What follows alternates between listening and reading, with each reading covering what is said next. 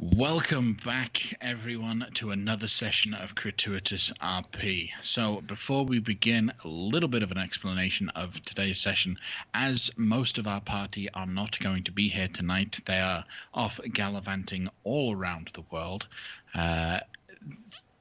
We've been left alone to our own devices, and as such, we're going to explore a bit more of the jungle. While the other players are away, I like to run my players through some flashback sequences. These sequences are story-based canon that I trust my players to not tell their characters, because the characters wouldn't know this information. But it is an opportunity to give you guys a little bit of an extra glimpse into areas of the campaign and the history of the campaign that you might not otherwise be able to see.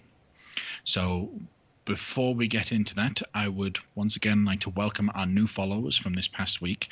So thank you very much to Orc Machine, Ellis Lays, Studio_Tom, and Flower578. Thank you very much for following us. We appreciate all of your support and the mental notes being sent out to us. So thank you very much. There will not be a Who's That Monster during the break today.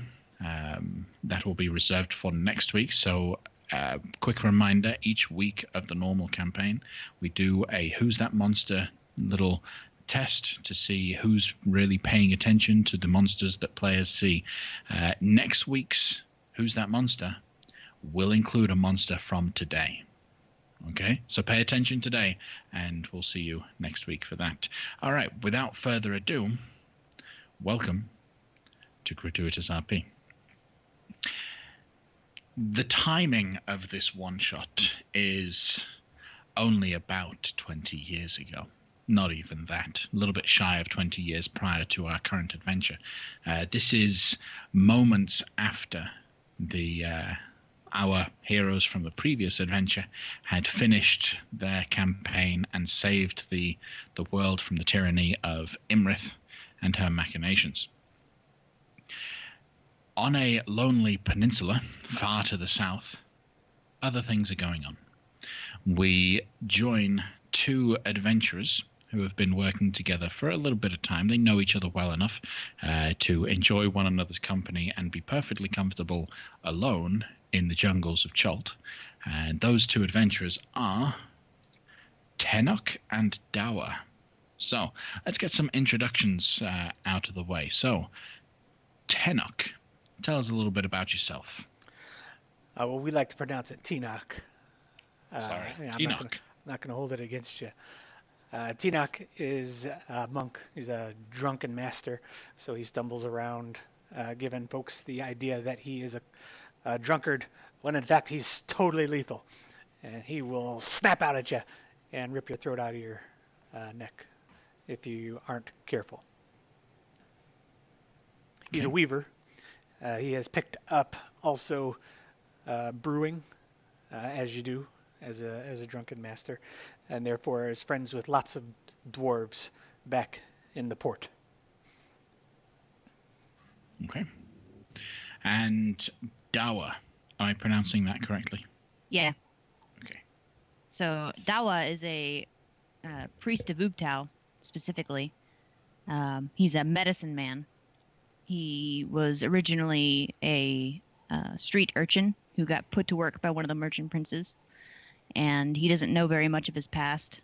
Too much time passed in his childhood for him to recall where he came from or who his folks were. But he does have a memento of them in the form of a torn up pirate flag. So he thinks they're pirates. Other than that, Dawa is not a courageous man.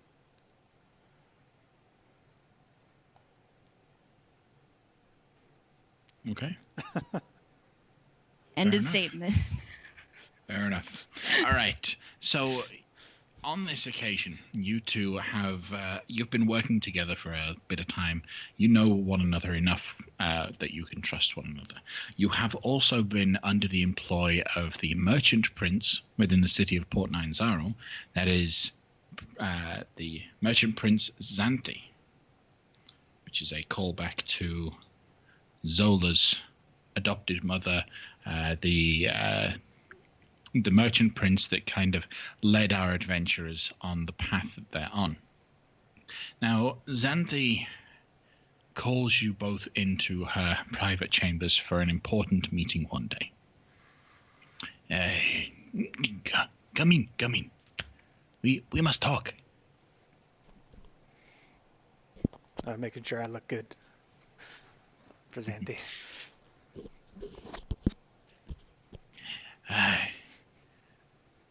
So, I have something of great importance that I would like you to undertake. It is a matter of the highest security. Do you understand? Yes, Xanthi. I wish to give you this fine silken scarf that I have crafted especially for you. She rolls her eyes, rubs her head. Wonderful. Thank you. She'll wrap it around loosely. Very, very good. Very good. So, whatever happens, the number one rule is no one else knows what you are doing. Okay? I have heard rumors, things that disturb me, things that concern me, about one of the other merchant princes. His name is Jobal. Do you know who Jobal is? History checks from the both of you if you would like to check. Of course, Xanthi, I know who Jobal is, but I don't know if Dawa knows. So why don't you explain it to both of us? Okay. That was whispered. Okay. He rolled a natural 1. Yep. So there's no way he knows. Jobal is the merchant prince that runs all of the expedition guides on the mainland of Chult. If you do not pay tribute to him, then you will have problems adventuring in the jungles. Well, if you have a guide to do so. You two do not have a guide. You do not need a guide. You are fine. The rumors that I have heard is that he has been having some interactions with a nefarious group of Wanti. Come again? The Yuanti. Bless you. You know what Yuanti are, right? Do I? I don't know. Do I? Being in Chult, being around Chult, you would know what Yuanti are, the snake-like people that they are. You would know the reputation of them is that, typically speaking, they are considered evil. They are the enemy. Yeah, they are the enemy. The only time anyone ever crosses paths with them is when they're being attacked by the Yuanti. Strangely enough, people rarely have the opportunity to attack the Yuanti. It's always the Yuanti acting first. So to hear that Jobal is apparently meeting with them is a bit of a concern. And she wants to confirm this. I need to get some wisdom. And I do not trust the priest of Savras. Him and I have had some arguments of late. And maybe in 20 years I will trust him again and be able to send other people to him. But for today, I need you to go somewhere else for this information.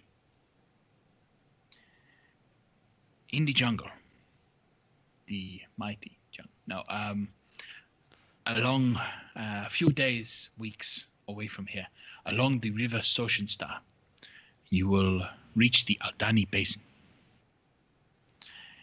At the edge of the Aldani Basin is an old witch doctor woman Her name is Nani Pupu. And I will type that out to you.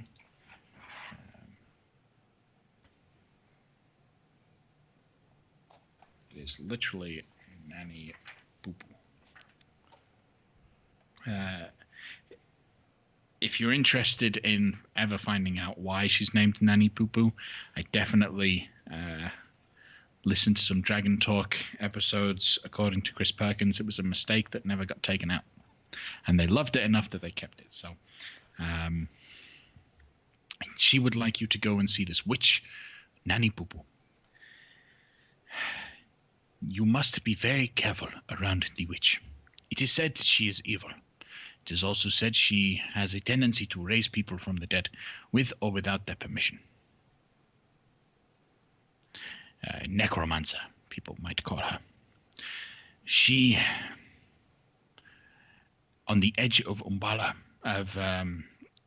in her home, known as Umbala, on the edge of the Aldani Basin, she knows of a shrine near the foot of the mountains west of her location, which is a source for knowledge. The great guardian spirits of that place are rumored to give knowledge, and that is where I need you to go. So I have arranged a boat and a boatmaster to take you out to the Aldani Basin, but no further. That is as far as he can go. From there, you will travel to Umbala and get directions to the shrine of Orolunga.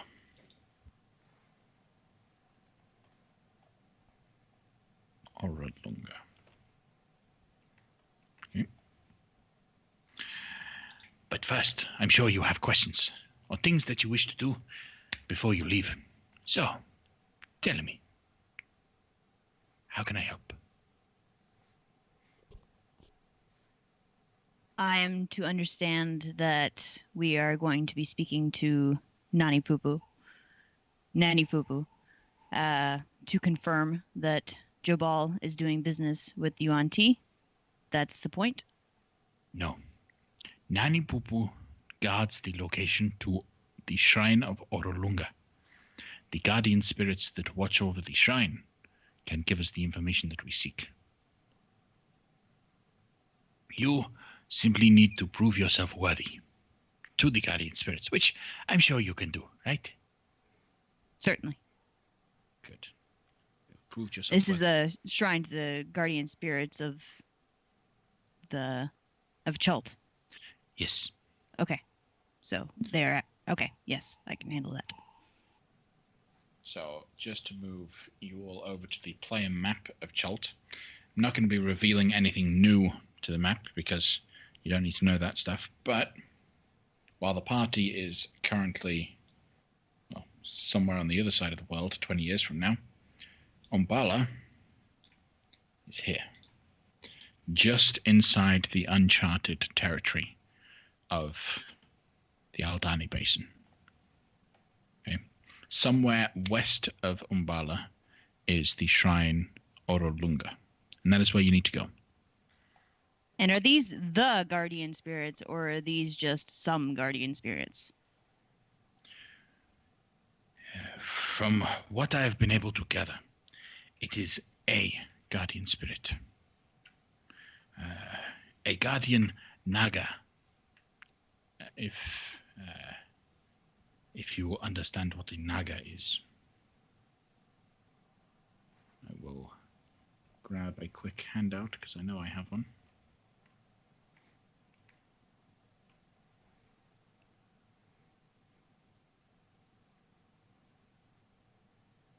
Here we go.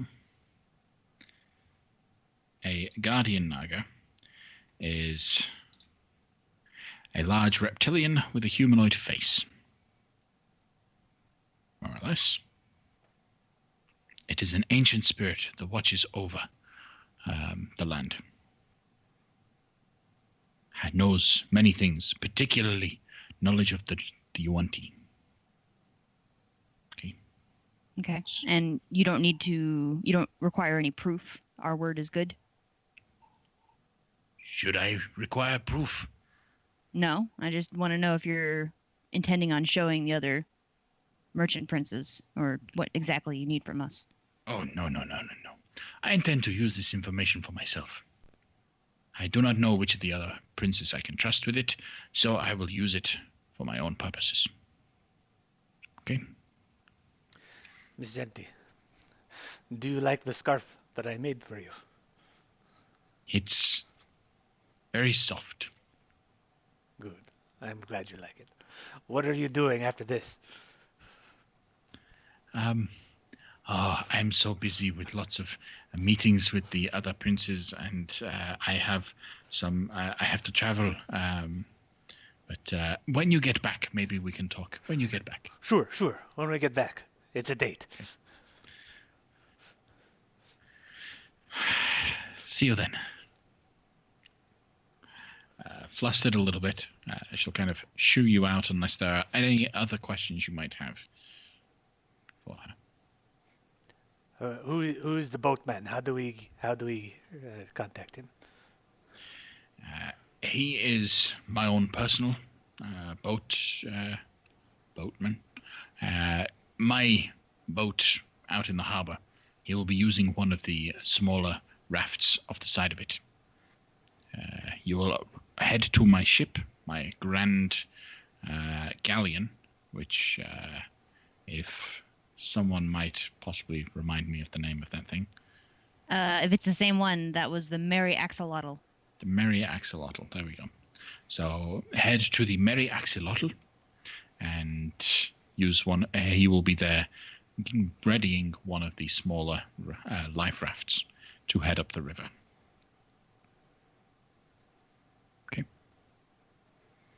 Anything else you guys would do or wish to do whilst in Port Nyanzaro? I don't think we have much cash to spend, so... Dawa, do you want to get a drink before we head out? What time of day is it? By the time she kicks you out of her home, it's late afternoon. Okay, yes. I will join you. Okay. So you guys head over to the Thundering Lizard Inn for a good time and a good drink, and a cheap drink for that matter, and we'll be able to enjoy what you have. There you go, both with your drinks. So are you... Yeah, go ahead. Sorry. Are you straight on what we're doing? That was a lot of information. We just go find the snake man and talk to him about other snakes, right? But we got to talk to this lady first, who will point us to the location of the snake. Yeah, we'll figure it out.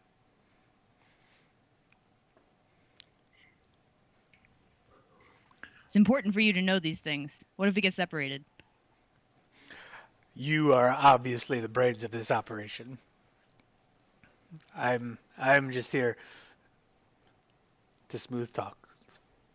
I'm just here to keep you alive. The snakes. Between the both of us, we could use more brains than we have. But we're set on the looks department, right? So at least we got that going for us. We'll take your silence as agreement. Okay.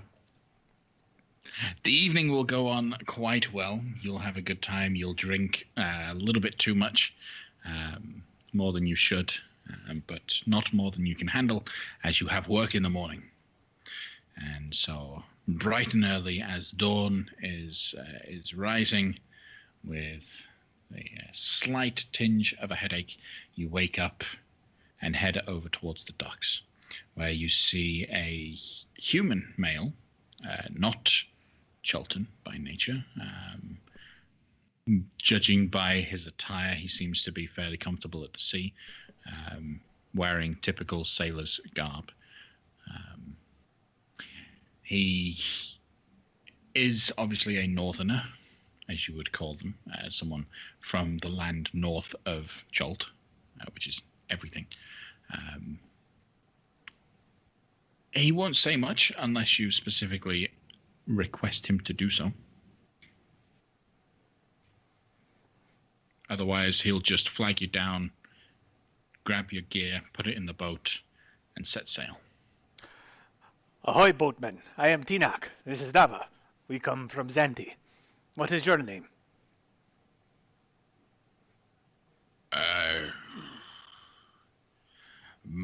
You can call me Caleb.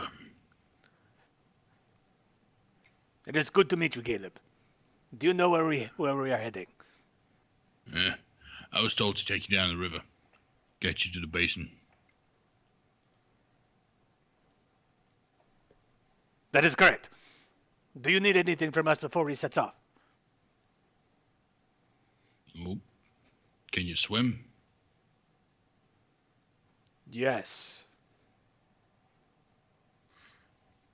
I don't much care whether or not you can, but just think it might be a possibility you might need to. Is all.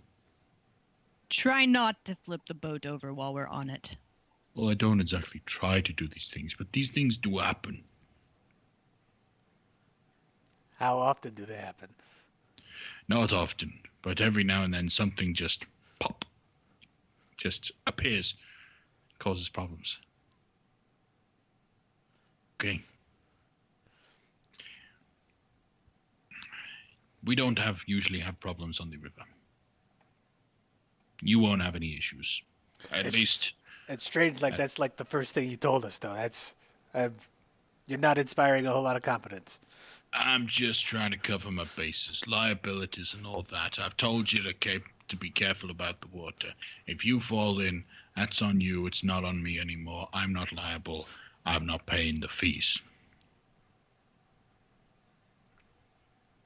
All right, let's go. Let's not swim. But obviously, you warned us. Thank you for that.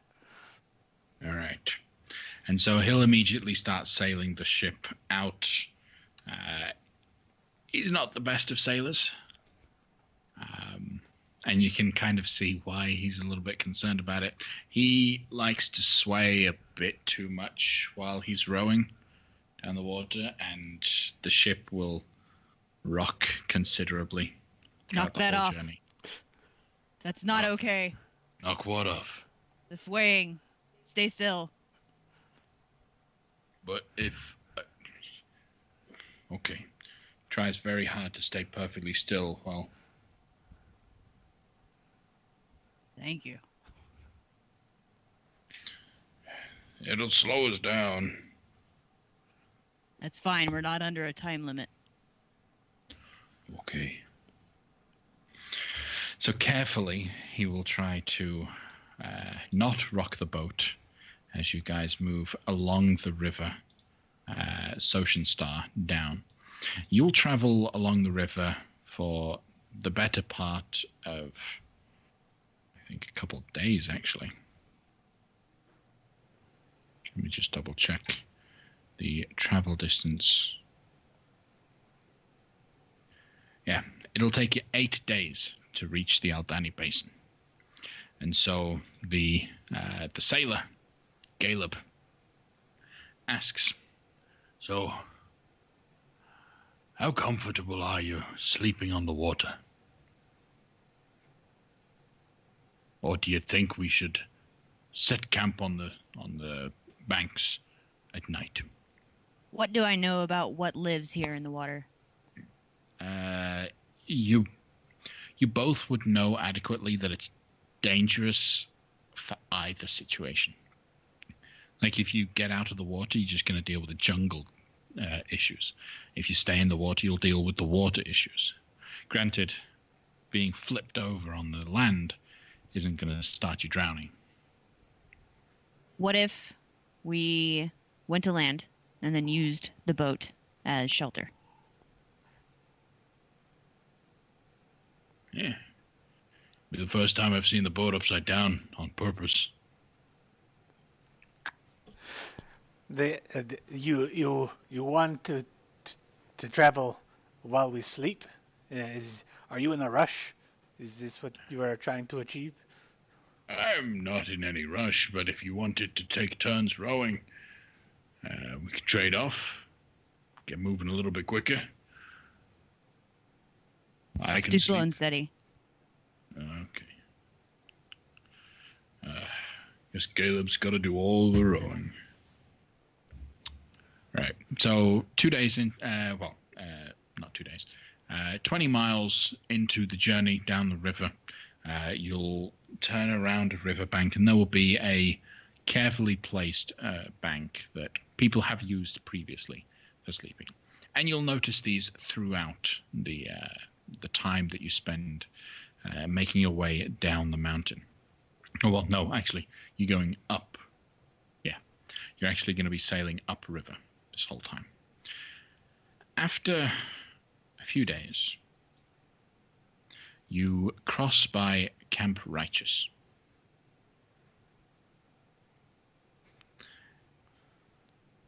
You're not looking for a particular reason?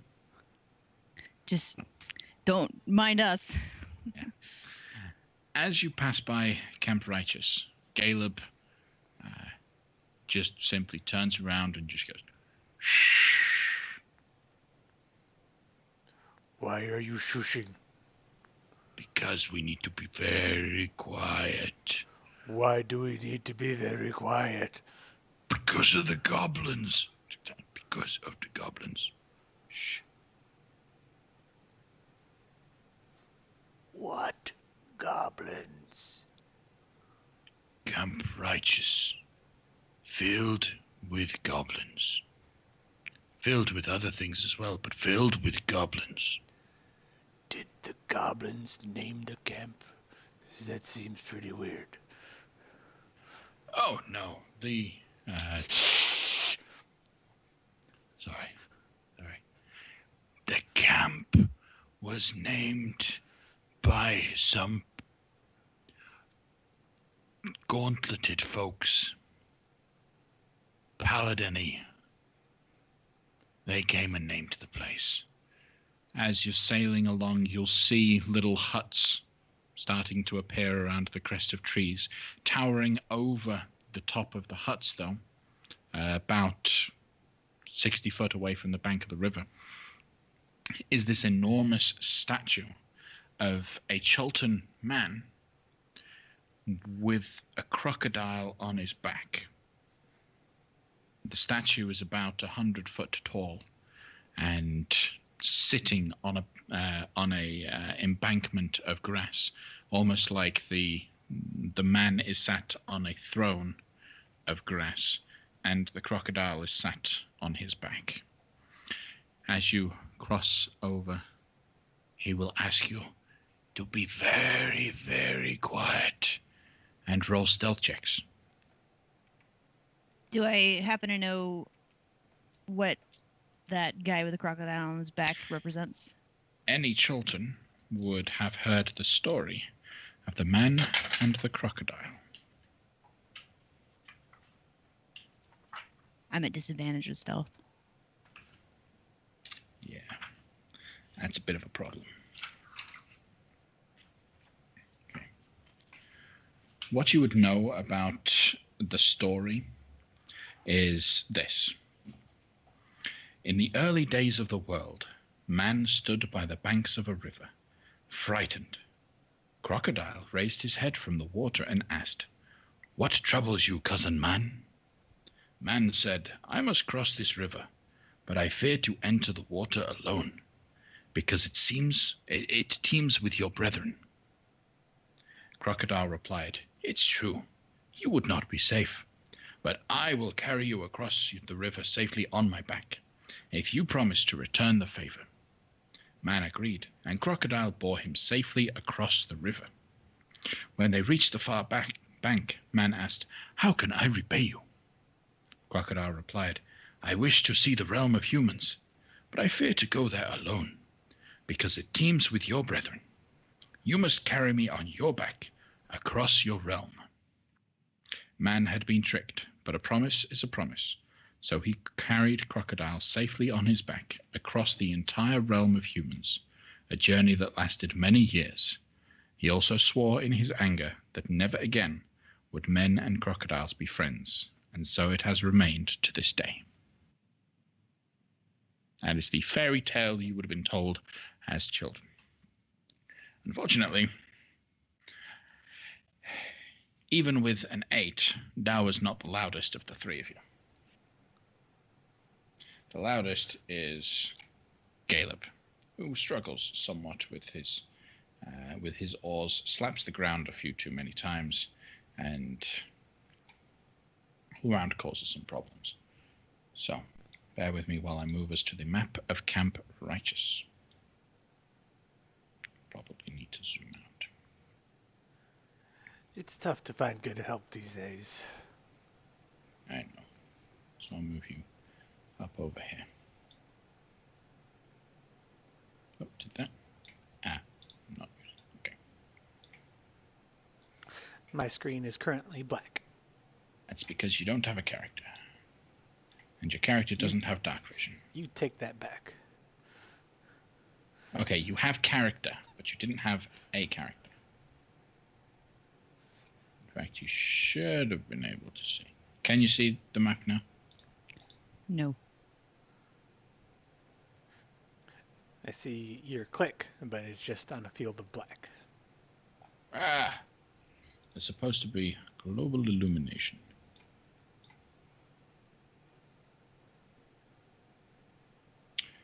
That's a problem. Don't have the time to fix it, so there you go. No dynamic lighting. With that, you and your guide, who happens to just be some guide,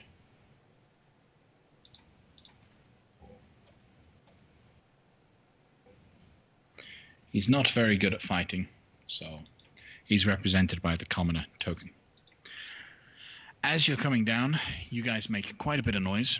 You're on a little riverboat as you're making your way down. As a result, the tents nearby begin to open up and goblins begin pouring out. I'd like you all to roll initiative.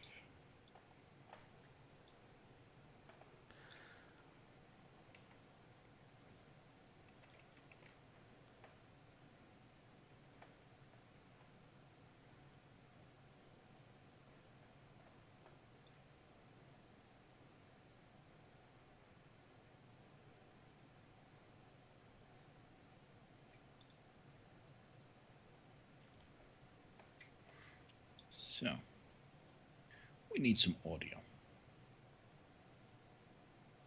There we go. So, let me just roll initiative for all of the goblins here. And then we will jump in. As you guys are just sailing by, or you can stop by, it's completely up to you what you do. But these goblins are about to attack. So, top of the initiative is one of the goblins, actually. Poking his head out of the tent, he pulls out a short bow, fires it with a 20 to hit Dawa. That hits you? Hit? Yep. Okay, you take 6 points of piercing damage as the arrow embeds itself into your shoulder plate. Ow!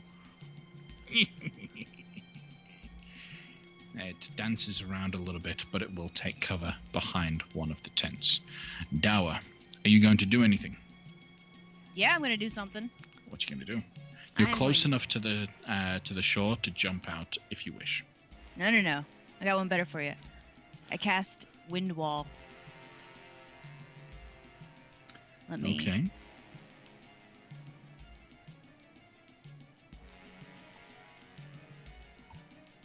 No.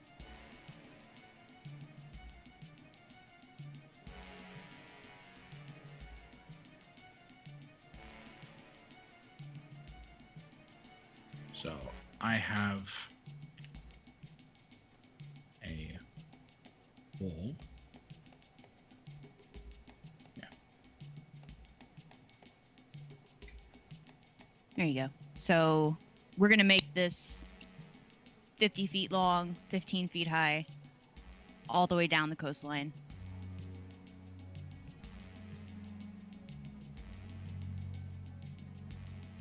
go, 50 foot long.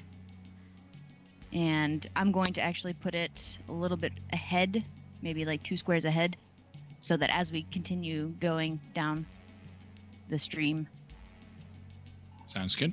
it'll provide more protection. Okay. Anything else from you, Dawa? That'll be it. Okay. Well, we have a goblin. Since you are taking the moment to have it ahead of you, this goblin is going to be able to jump out of his tent, jump behind, and he is going to pull out the short bow and fire at your guide.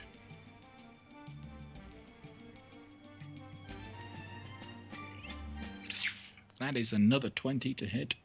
Ooh. That will hit him, and dealing 4 points of damage instantly drops him to 0. He's still in the boat, but he is dying. Tinoch.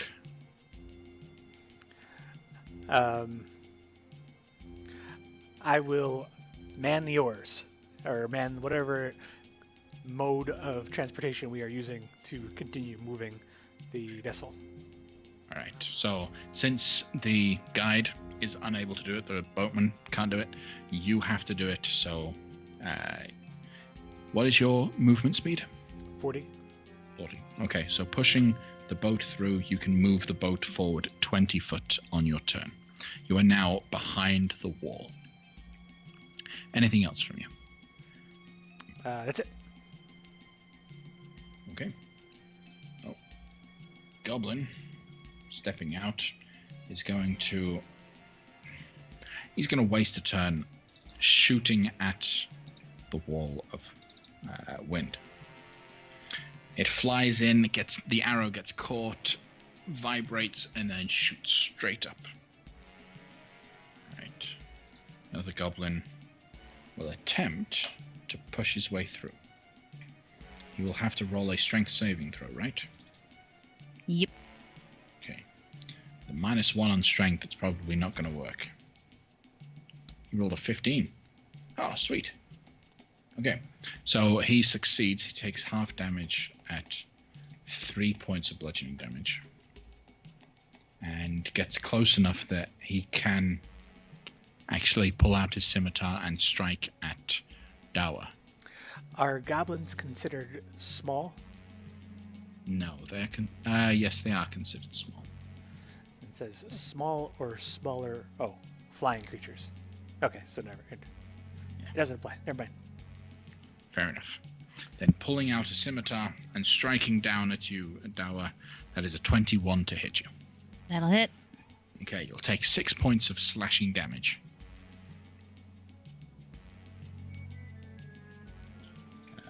I need a death saving throw from Caleb.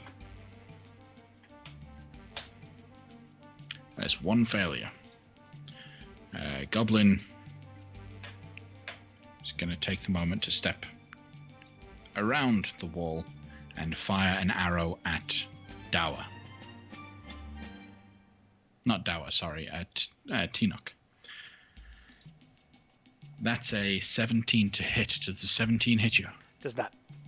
Okay, you lift up the shield and just... Because you're wielding a shield, right? No, you're not. Nope. You're not. Dawa is wielding a shield. Right. Okay. Alright, then... Back up to the top of the round. The first goblin is going to run and dash down to the other side. Dawa, what would you do?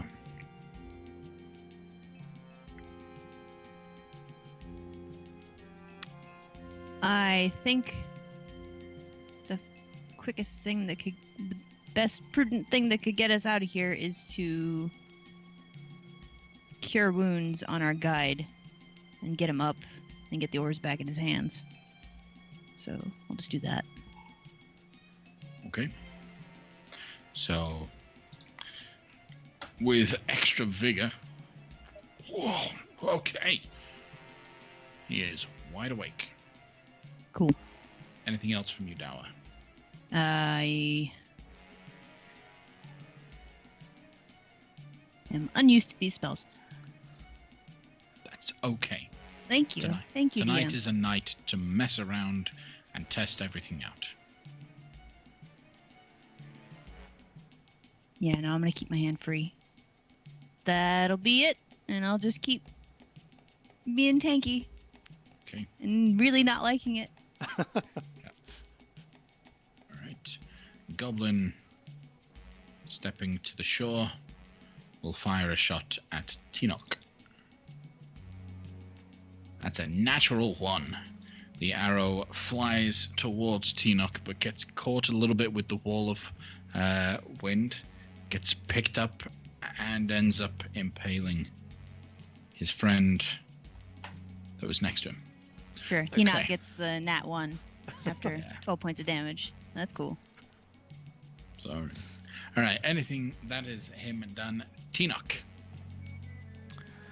I will continue rowing, and then when I'm done, I will pass the oars over to Caleb. So you'll move the 3 of you 20 foot down, and then you'll pass the oars to Caleb, who comes to his senses. All right, anything else from you, Tinoch? That's it. Tinoch. Okay.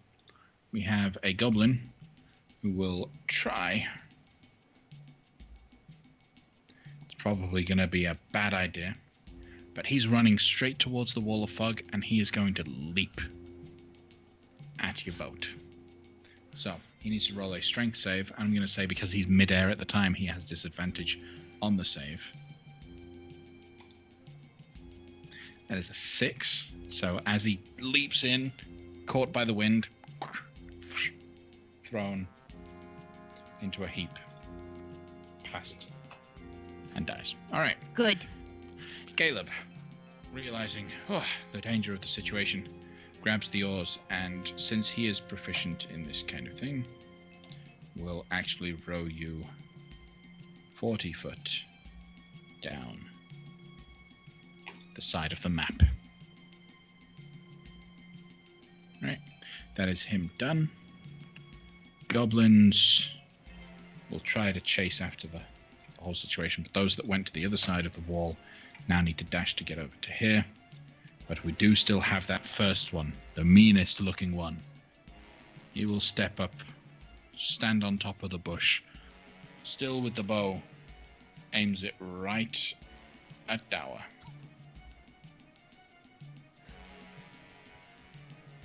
That is a 13 to hit you. It does not hit. Okay. That hits the shield. Little black arrow sticks in. He shouts with annoyance. Dawa, what would you like to do? Let's go with a Sicker Flame. Okay, dexterity saving throw from him. That's a natural 1. He falls over backwards as he takes 5 points of radiant damage. It's not quite enough to kill him, but enough to make him embarrassed. Anything else from you? Nope. Okay. The goblins are all trying to catch up. They're not going to be able to. Tinoch, are you doing anything right now? I'm going to hop off the boat and punch that guy in the... Is he knocked down? Yeah, he's prone. So definitely you not. have advantage on the attack. I'm going to pull out my sword, but I'm going to kick him in the face. With an 18 to hit, that will hit as your foot cracks through the wooden mask of the Bateri goblins. 7 points of bludgeoning damage. You hear a crack of the wood, then a muffled scream, and then another crack of bone as you crush his skull. Are you going to jump back in the boat? I'm going to, as I just used 5 feet of movement, so I will use 15 feet of movement to hit this guy also. Okay. With a 20, that will definitely hit you. Run up with one quick power swing. You knock that goblin back. He flies through the doorway of the tent beyond before also dying. All right, and I'll run back onto the boat. dash off, jump in the boat. All right. Next up is Caleb's turn. He will be able to sail you off the map and to freedom. So, returning back to the calm waters beyond Camp Righteous. You need to be more quiet. I told you to be quiet. No, you. You be more quiet. Yeah, it's true. Be quiet, quieter. Okay. Right. Then continuing to sail the boat off, you'll move further away from Camp Righteous, where you will sleep for the night. So everyone rests up, hit points back up to maximum. You're good. You're fine. Spell slots and everything refreshed. And then as you sail past, almost like a tour bus guide, you'll ride past Camp Vengeance, where Caleb points out, and to your right, you will see Camp Vengeance in all its wooden palisadiness. You see this huge Are there structure. goblins? Goblins there too? No goblins. This is run by those gauntleted folks. They're still there. And you'll look and you'll see this 20-foot tall palisade with little towers dotted on the different corners with heavily armored individuals positioned on those. You would recognize immediately that those that are armored are wearing both armor and shields that are emblazoned with the white gauntlet of the Order of the Gauntlet. So they built the other fort that the goblins live in now?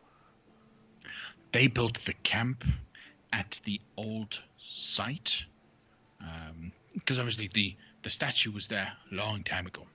But they built Camp Righteous, and then they were chased out. It's a sore subject. Make sure you talk about it next time you speak with them. Why would they let the goblins keep it? I'm curious about this. They have apparently been unable to take it back. I know. But we are almost at the basin. So, please keep your arms and accoutrement inside the boat. This is going to get a little bit rougher. Why? Well, you see, the basin is like a bowl. Big bowl of water. We are coming up to the outside of the bowl, to its lip, and then we'll drop in. But it's not a waterfall, right? Not like a straight up waterfall, right? You could. How big of a drop would you need it to be to consider waterfall like Is level? it completely vertical? In places.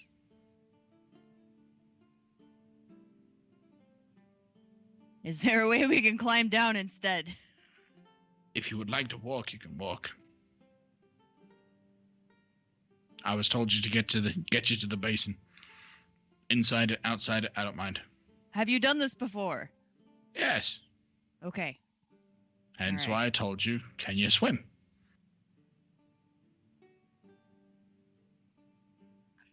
How far down is it? Oh, it's not like one big drop. You don't have to worry. It's lots of little drops. Like rapids. You've been rafting before, right? Okay, well, hold on to the boat. And you'll be fine.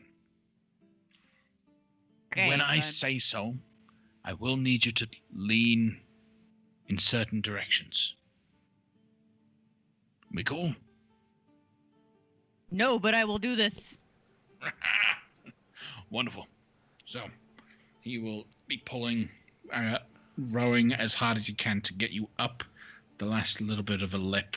And as you're sailing closer to this point, you are now beginning to realize that there, like you're cresting up to a hill, there is no river on the other side. You can't see the beyond. But what you can see is the Aldani Basin. It is an enormous, huge, open bowl that's built within the peninsula of Chult. The first thing that catches your eye is floating high above the Aldani Basin is an enormous floating rock shaped like a heart. And as you look at it, you see liquid trickling down, and the way that the light is shining through it and catches with this liquid, it almost looks like the heart is bleeding out onto the Aldani Basin. Like a human organ heart? Looks like a human organ heart. It even, you catch a, roll a perception check for me, actually. Let's see how in detail you can tell things. Yeah. So literally, it looks like a heart. You can see pieces of like tree branches sticking out the top that look like ventricles. Specifically, that's what you see. Oh, wow. A floating heart in the sky. What do I know about this thing? So, this thing is commonly known as the Heart of Uptao. When, according to the stories that you would have been told as a Chultan child, when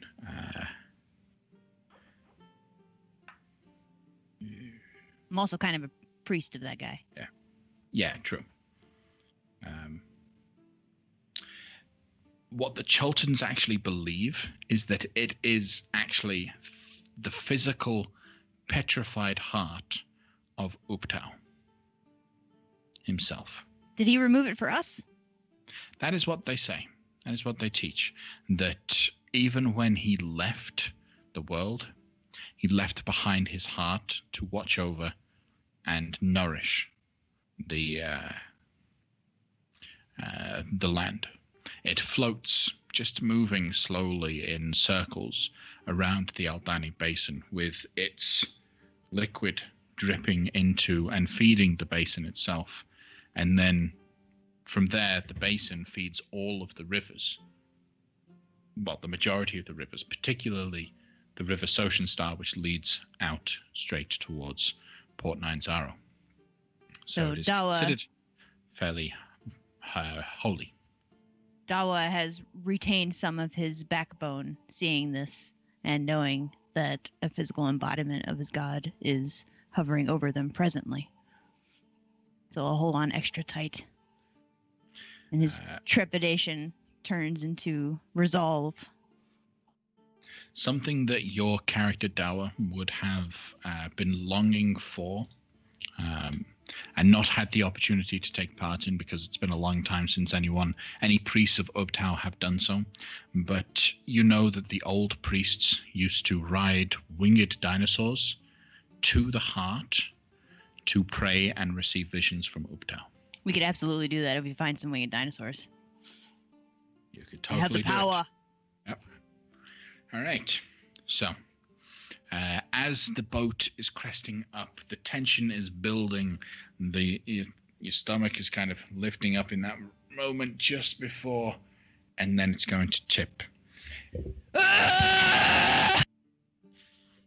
First thing that happens is Caleb, with the oars in his hands, lifts them high above his head and just screams with joy as you drop down.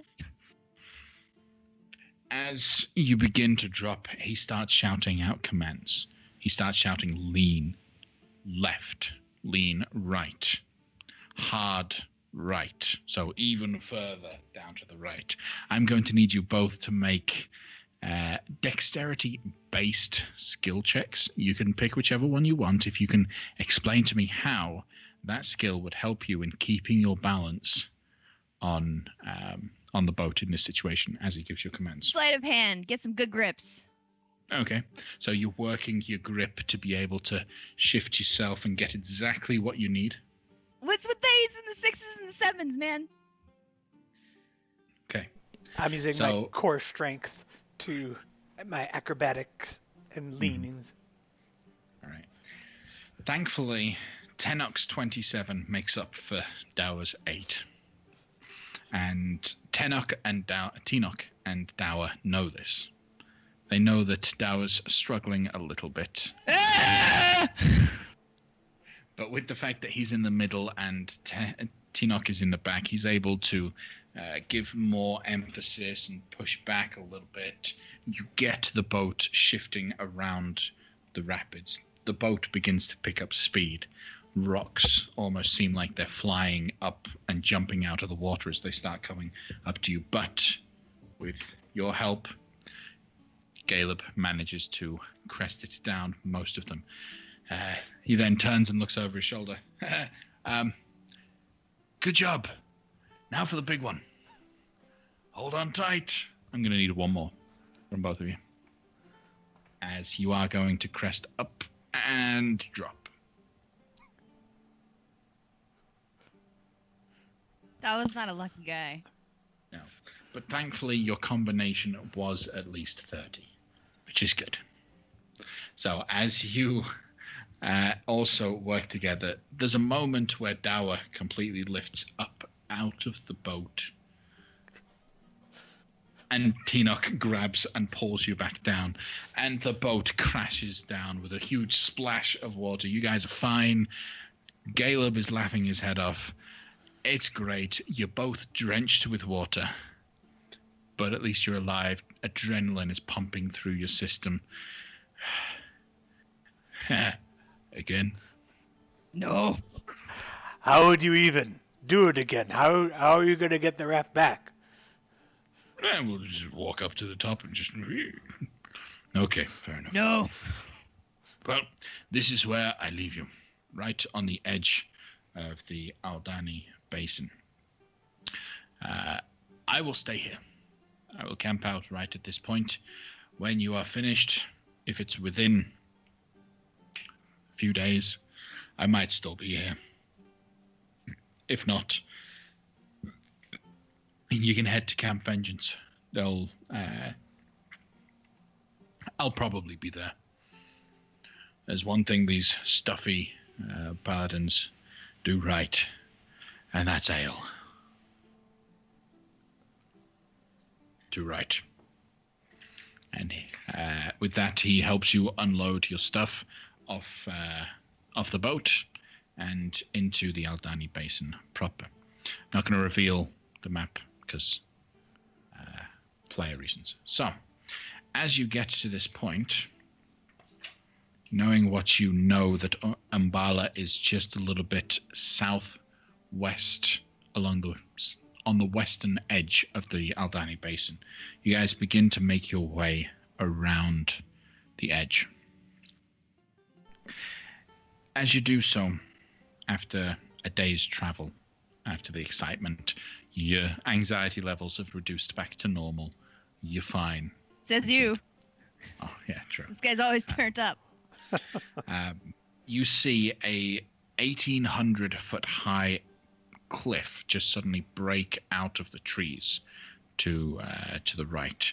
At the top of these sheer cliffs, you see a single hut. That is Umbala. And getting up to the hut is going to be a little bit difficult, as it is just nothing but sheer cliffs from this point. How would you guys approach this? Is that where we're supposed to go? I think so. It's a fair, educated guess.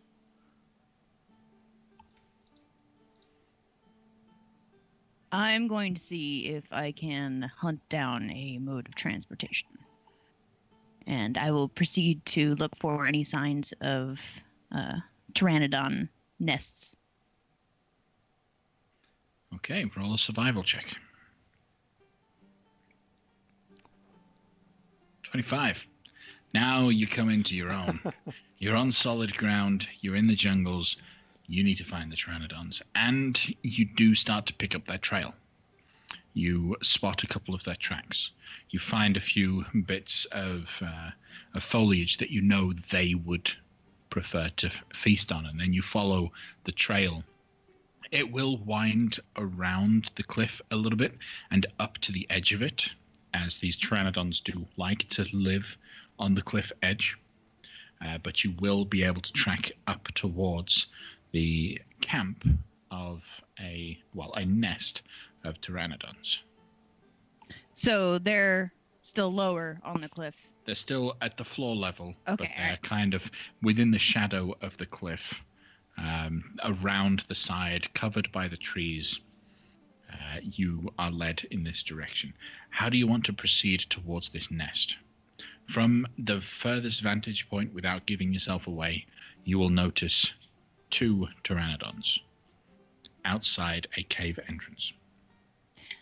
I will wave at them and pull out some meat and see if they'll come closer. So these are large meat eaters, is that right?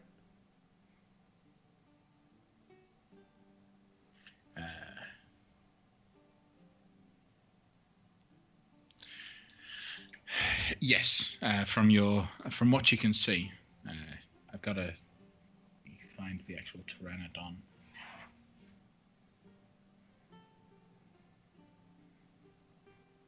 I just want to know if I need to protect myself. With the exception of Pterafolk, any Ptera anything ought to work. Yeah, it's a Pteranodon. Yeah, I've got it here. So yes, it is a winged meat eater, this particular creature. It's a fairly large one in terms of its wingspan, but the actual body of it is long and thin. This beast will... Oh, thank you for the new follow, Lee W7X. Thank you for following. These Pteranodons, the 2 that you can see, seem to be feasting on a little bit of food themselves, just tiny little scraps that they have. If you're calling out to them with a little bit of meat, go ahead and roll an animal handling check.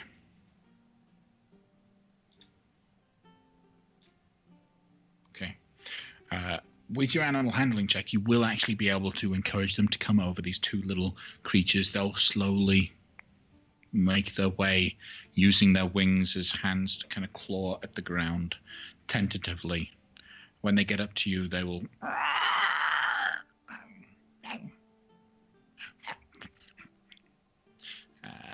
feasting away very quickly. Pteranodons are great. Problem is, they're a bit small. These Pteranodons, 1 will not carry you. You will need 2 per person if you're going to use a Pteranodon. Well, let's ask them if they got buddies. How are you going to ask them? Using Speak with Animals. Okay. So casting Speak with Animals. You food? You give food. Food now. Food. Did you like it? Yeah, good food. Good food. Good meat. Clean. Yes, it is. And I will give you a little bit more if you can grab 3 of your friends and if you'd be willing to get us up to the top of the cliff where we need to go. Would you be willing to do this?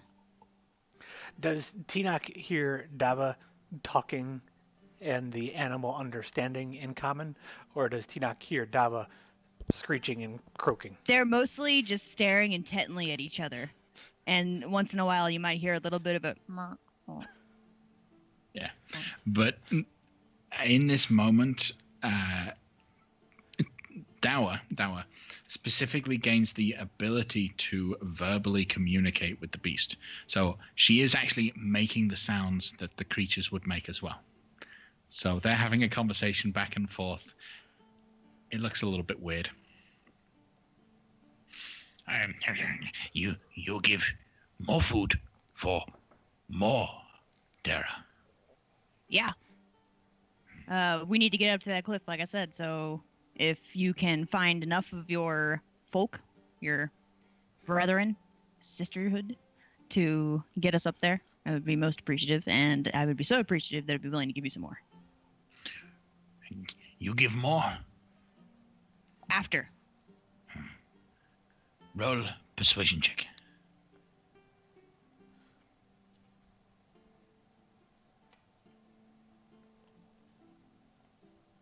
This is not meant to be used on animals. Nope. We get you. Yes, you. Yes. And he will immediately start running off. The other one will follow tentatively.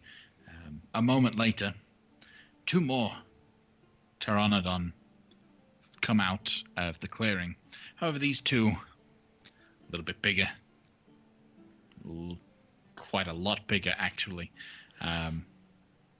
walking on their hind legs actually, as 2 terrafolk start heading your way.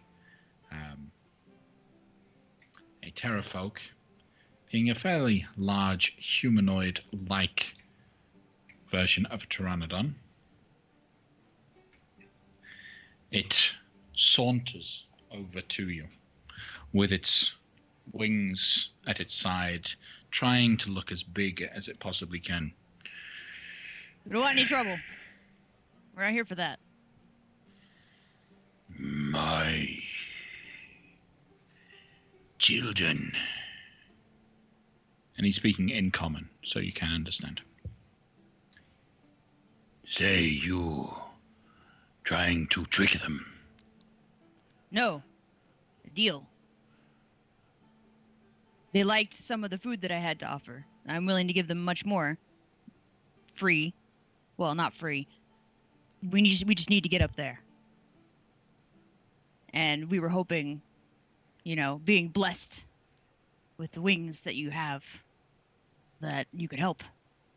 You or your children. We don't mean any harm. We're just trying to get from here to there, and then you can have the rest of the food that's on me.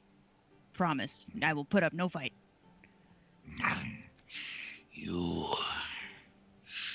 want to go to Umbala? Yes. Yes. Okay. I can take you. You will give the food to my children. But you must also do one other thing for me. What is it? Tell the Mad Witch that the Terrafolk will not leave this place. Tell her I say hi. And you are?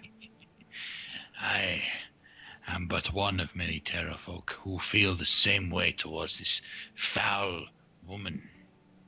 Just simply tell that the Terrafolk say no. I will do this emphatically.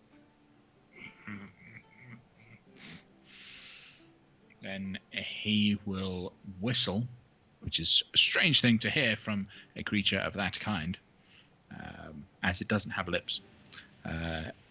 And another Terrafolk will whip out these 2 large winged monstrosities, will lower one wing, open it out, allow you to climb onto their backs before they flap their wings hard and take straight off into the...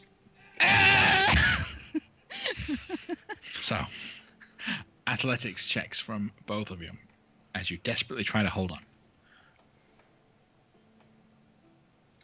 17, good. 13, okay. So the 2 of you manage to keep hold of these Terrafolk as you fly straight up a good, 1,800 feet. So it's a long way for you to climb.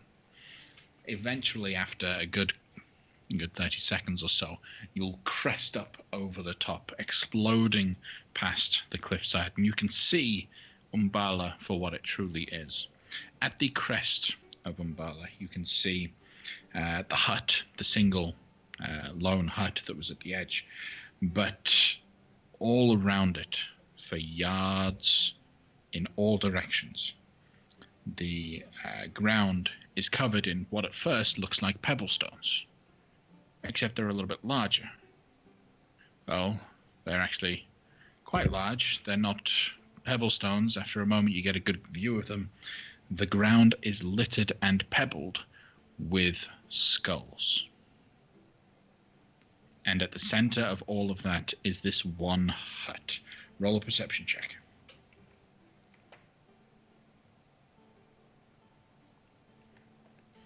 Okay. Tinoch, your perception, and in fact Dower's passive, that's fine. 14 with a passive, right? Okay. Your passive is enough to be able to get a good, decent view of the hut. The hut itself is made from thatch and animal hides that have been stretched over a reptile's rib cage. So the entire thing is just built of animal hides and flesh and bone. It gives off a really eerie look. The terrafolk will circle it a few times before slowly dropping you right to the edge, letting you off their backs before plummeting down to the ground, away from you. What has Miss Zanti sent us to? This is a very grotesque scene. As you mention grotesque, one of the hides parts. A female figure steps out.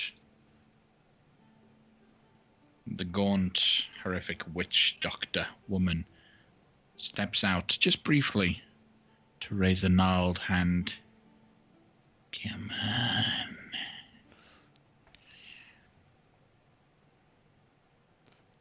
Are the pteranodons already gone?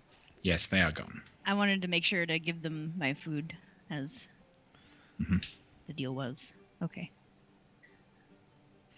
So, do you head to her hut? Do you go inside? Are you a good witch or a bad witch? Do we know that this is... This could be anyone. This could be... Nanny... Who? We don't know. Could be. Who? Good day, madame. We have been sent looking for Nanny Poo Poo. I am Nanny Poo Poo. Come in. Sit Hot down. dog. Good luck. All right. I have a fresh bowl of soup ready for you. I've been expecting you. Come on in. What's going to go wrong?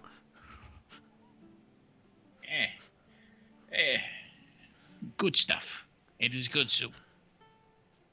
So you'll follow her into her hut. The inside looks worse than the outside, really. It's covered in little bits of animal organs and bones that are just dangling all over the place.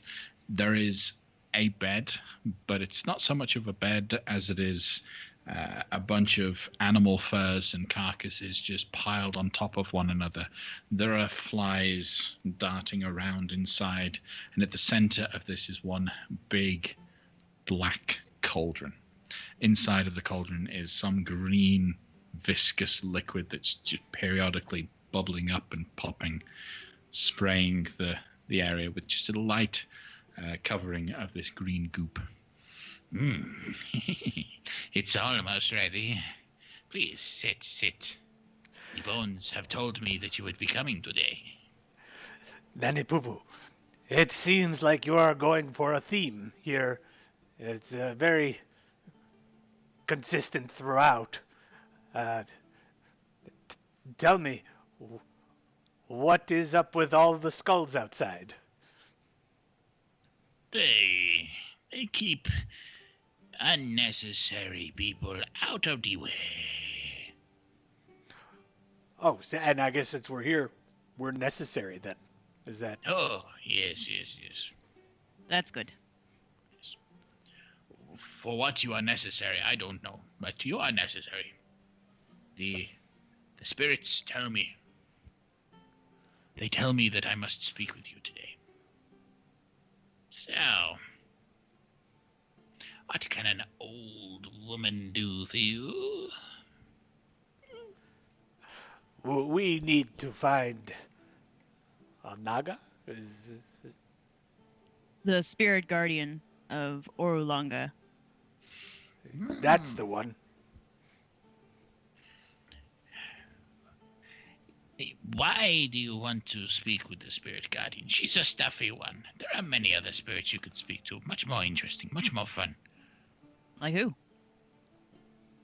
Well, just this morning I was speaking to Mustafa, great spirit of, I don't know what he does, but he's got wonderful stories.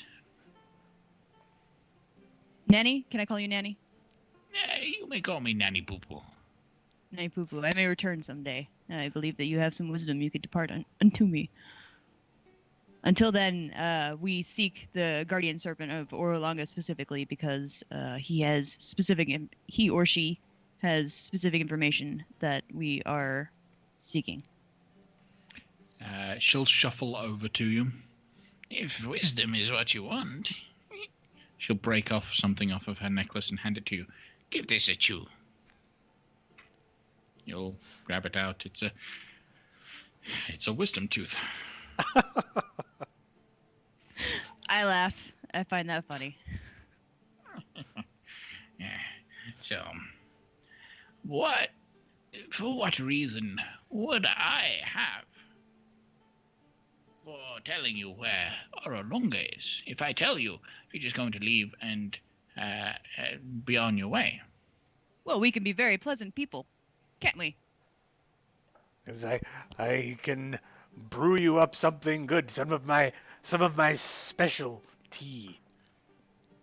And it's not like we're in any kind of dire rush, so if you like, we could sit here, spend some time together, some company. I'm sure you don't get very many visitors out here. Now, what's up with those Terra guys? Ah, yes, they told you no, also. They told me to tell you no. I am a neutral party in that. These Terra folk are a nuisance. Every day, they come up and steal another one of my skulls. I have to replace it. It's annoying. I've been trying to get them off my cliff. But a frail old woman will struggle. Perhaps, quid pro quo, I will tell you the location of Orolunga and how to get there. If you can shoo away these terrafolk for me. How do we begin to do that? Their numbers are massive. Kill one or two of the right ones, I suppose. Don't need to kill them all. Population control. It's very, very effective. I feel like they would have the advantage, what with the flying. I mean, he's right. I can't reasonably guess that we'd be able to win a fight if a fight broke out there. We would have to rely on our diplomatic abilities. Are you diplomatic? No. Oh. Oh, speak for yourself. I can be very charming. I can give you some flying help. Go on. You see, I have some friends of my own. And she will whistle a loud one as she would, and 2d6.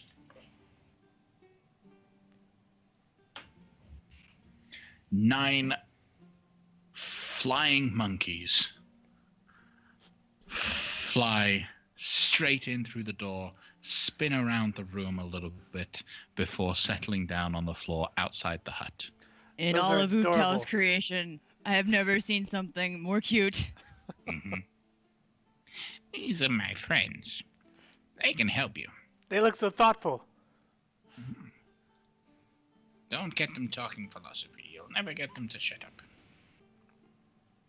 I'm gonna lean over to Tanakh and kind of have a sidebar with him. I'm not interested in attempting to help this one. I'm not interested in putting us in any more danger than we need to be. We're only doing this for Xanthi. But Xanthi is quite a woman. Why wouldn't we risk everything for her? I like my life. I would prefer to keep living and not be plummeting off of the side of a cliff because a tarot has picked me up and dropped me. Well, what else can we offer? I'll turn back. Nanny poo poo. We are likely to die on the way to Oralonga anyways.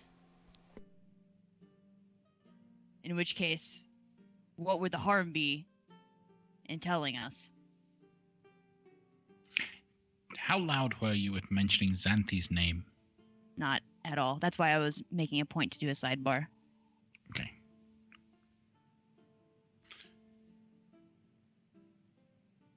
All right. Just trying to think of whether or not she would hear you. Because hearing the word Xanthi could change her attitude. I'm going to need you to roll a stealth check against her perception. When we're talking about talking, does it have to be at disadvantage still? Not really, no. When you're making a point to keep yourself quiet, you're fine. It's only when you're actively trying to do something like cast silence with an instrument. Good old 7. Good old 7. All right. With her perception, she does catch on that you mentioned Xanthi. You are here from Xanthi. Merchant Principal 90, yeah?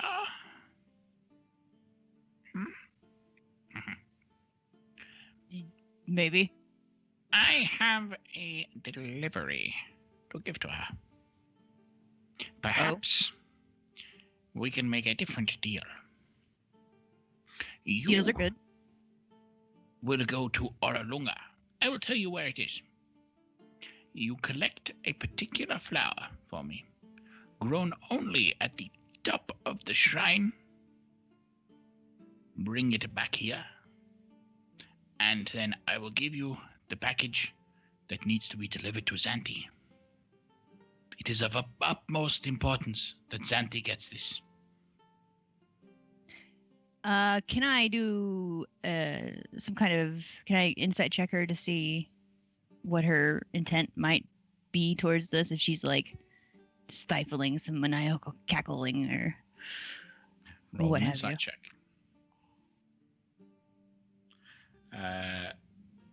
She's honest and genuine in the deal that she's offering. You can tell that she doesn't seem to be making any sort of negative plan towards you or anything like that, but there is definitely something else to this package that she needs to give to Xanthi. Okay. But no ill intent. Understood. Yeah. Okay. About this plant, is there anything we need to know about handling it? I know that the jungles can be home to many very interesting sorts of plant types. This plant only grows at the most holy of places within the jungles. At the top of the shrine, you will find it. It is not harmful. In fact, it is actually quite beneficial to have and to grind up and to use. We'll be using that. Yeah, so you don't have to worry about the plant. That sounds like a very amicable deal. Good. Then you shall return here once you have collected that which you promised. Sorry about the tarot folk, but maybe we can spread word. Maybe some adventurers will come down here someday and help you. Maybe. I hope it won't take 20 years, though. Yeah, that would suck. I know. So she will indicate to you that Oralunga is just a few days west of here, right at the base of the Mist Cliff Mountains. you will find the shrine is challenging. It is a temple to an ancient spirit, which should go without saying that they might not like you. So, go. Okay. Before you go, would you like some dinner? I made soup. I'm curious. Try my soup. She'll ladle out a little scoop, give it to you. I'm gonna smell it first, see if it's like made out of poison or anything. Roll a perception check. Can I do a nature check instead to fish out the ingredients? Yeah. It doesn't matter. You have no idea what's in this. You give it a little bit of a taste. It's instantly spicy. Got a little bit of a kick to it. Very good, actually. Oh, I'm gonna eat the whole thing. I'm gonna start eating the whole thing. You start chumping it down. Well, you start sipping it down, and then you get to some of the meaty part of this soup. They're really chewy. Start spooning it out. It then starts to... it's a bit of a tough point. How is it? You pull out a toenail as you... This is human! Ow. Well, I don't think he was a human. I'll be right back. Could have been an elf. I'm gonna go Could've been outside a the tent and throw my guts up. And you will throw up all over my lovely skulls. I'll put a couple skulls over it. Try to hide it. She'll snap her fingers and press digitation and it's cleaned. But no more soup for you. If you can't handle it. I can't. No. With that, you'll head off towards Oralunga. The journey towards Oralunga, as I said, will take you a couple days, specifically 6. So, are there any sort of things that you would be doing over the 6-day period as you're exploring through the jungle? What are the typical things that you two would be doing? At noon every day, I pick a rock, and then I get on my knees in front of it, and I spend some time praying. And then all around, here and there, I will be gathering fruits and veggies and things of that nature to dine upon, since I gave my food to the taros. So roll a survival check as you're looking for food.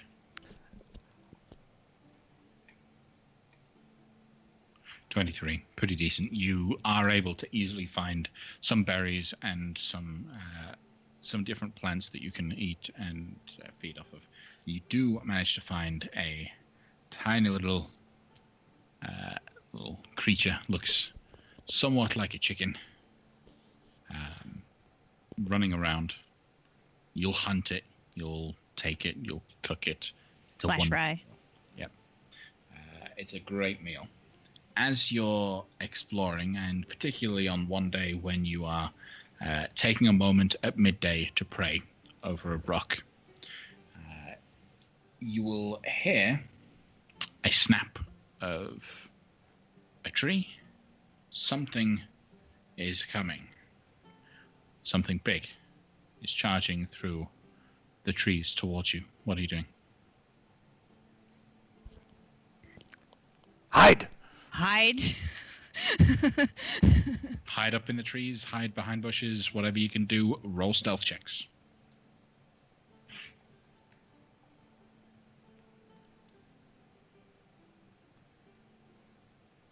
Okay. 19 and 21. Actually, not bad. Yeah. Actually, mine would have been a 9.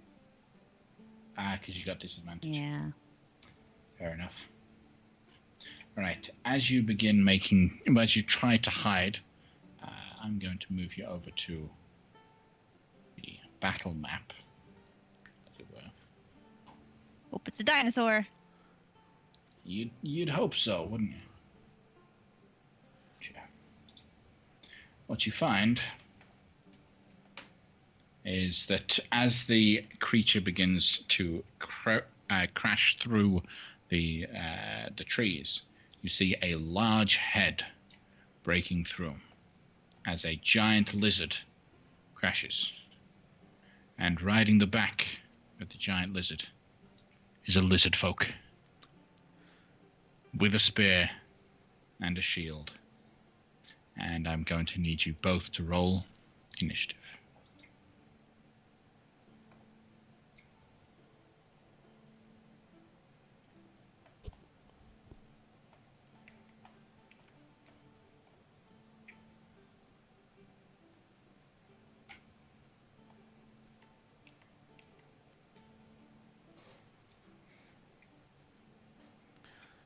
You also need to be quieter. It's motifs. I can't stop them from chattering. Okay. You pray so loud. As this rather large lizard folk mounted on a lizard's back breaks through the trees, it will see you, Dawa specifically, and charge right for you. It commands its mount to run in, as it will use a javelin in melee and begin poking at you. That is an 18 to hit you. Ah, it just hits. Okay, that's 5 points of piercing damage. And then, as the javelin gets pulled back, the shield that it's wearing, you get a better glimpse of it. This shield is actually made out of a dinosaur's hide, particularly one with a spiky back, as it will spike you with its spiked shield. That is going to be a 20 to hit. Yeah. For another 5 points of piercing damage. He will then... Oh, that was excellent. Command his beast to dash away. It will provoke an attack of opportunity if you wish to take one. Oh, I don't have my... Never mind. I have things I need to do. I don't even have my club out in my hand. Yep. So then he just dashes back away, getting ready to come in for another strike. Tinoch, what would you like to do?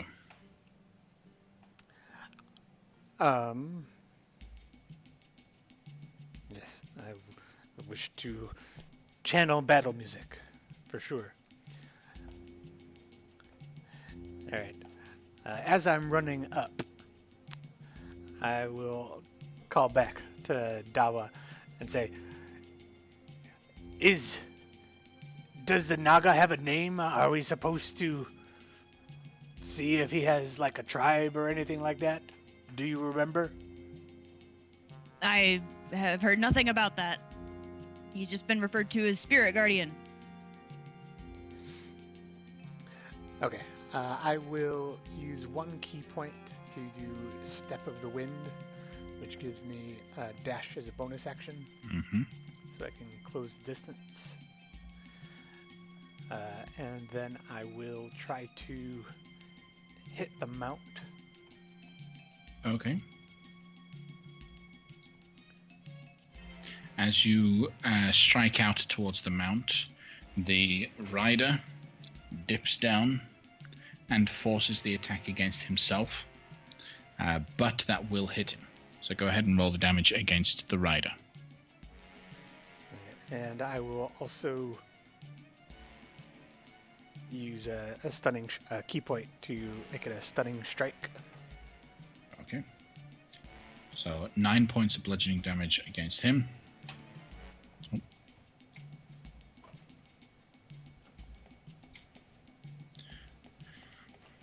And then he needs to make a Constitution saving throw, right? Yep, 14. DC 14. He rolls a 3, so instantly you jab him just at the right point, and he becomes stunned until the end of your next turn. Anything else? I will end my turn. Okay. Dawa.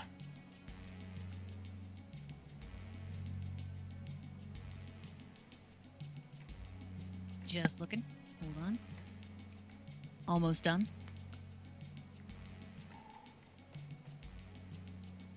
Yeah, why not? I'm probably not going to be a nature cleric anytime again soon. So let's see what this does.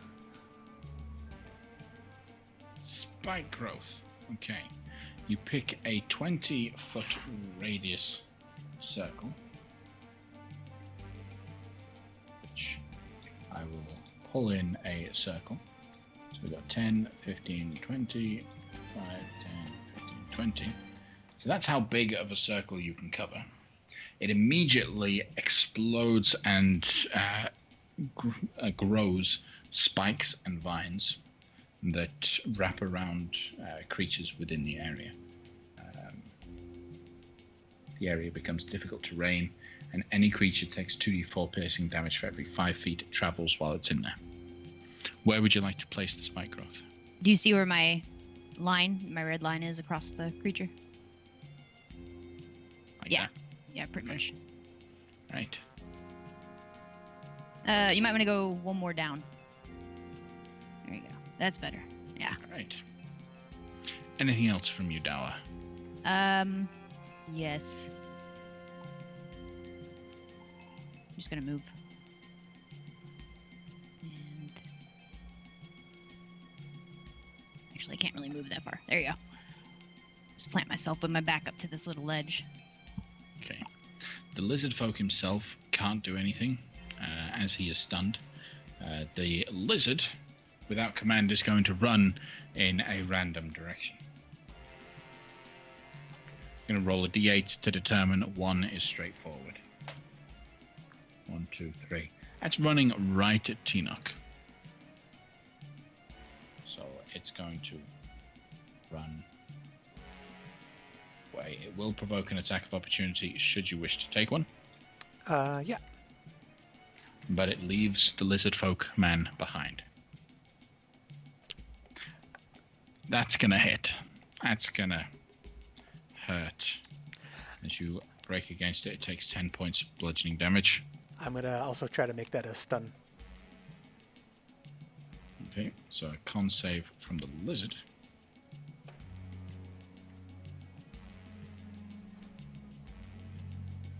That's gonna fail. So as the lizard tried to run away from you, it is also stunned. Alright, Tinoch, what would you like to do? I will go. Well, I will say to the lizard man,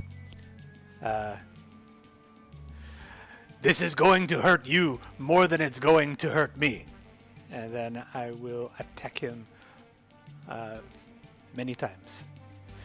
So I will do 2 of those. Roll the damage for the first one first. Okay, 11 points of bludgeoning damage. Yeah, it's still alive though. And then I'll do another one of those. Alright, with the second strike, you will kill the lizard folk, leaving just his mount. Then I will use another key point to do a flurry of blows and make 2 more attacks. Okay. Oh wait. My second attack was a bonus attack, so I can't. Never mind, I can't do that. Don't you have extra attack at 5th level? Do I?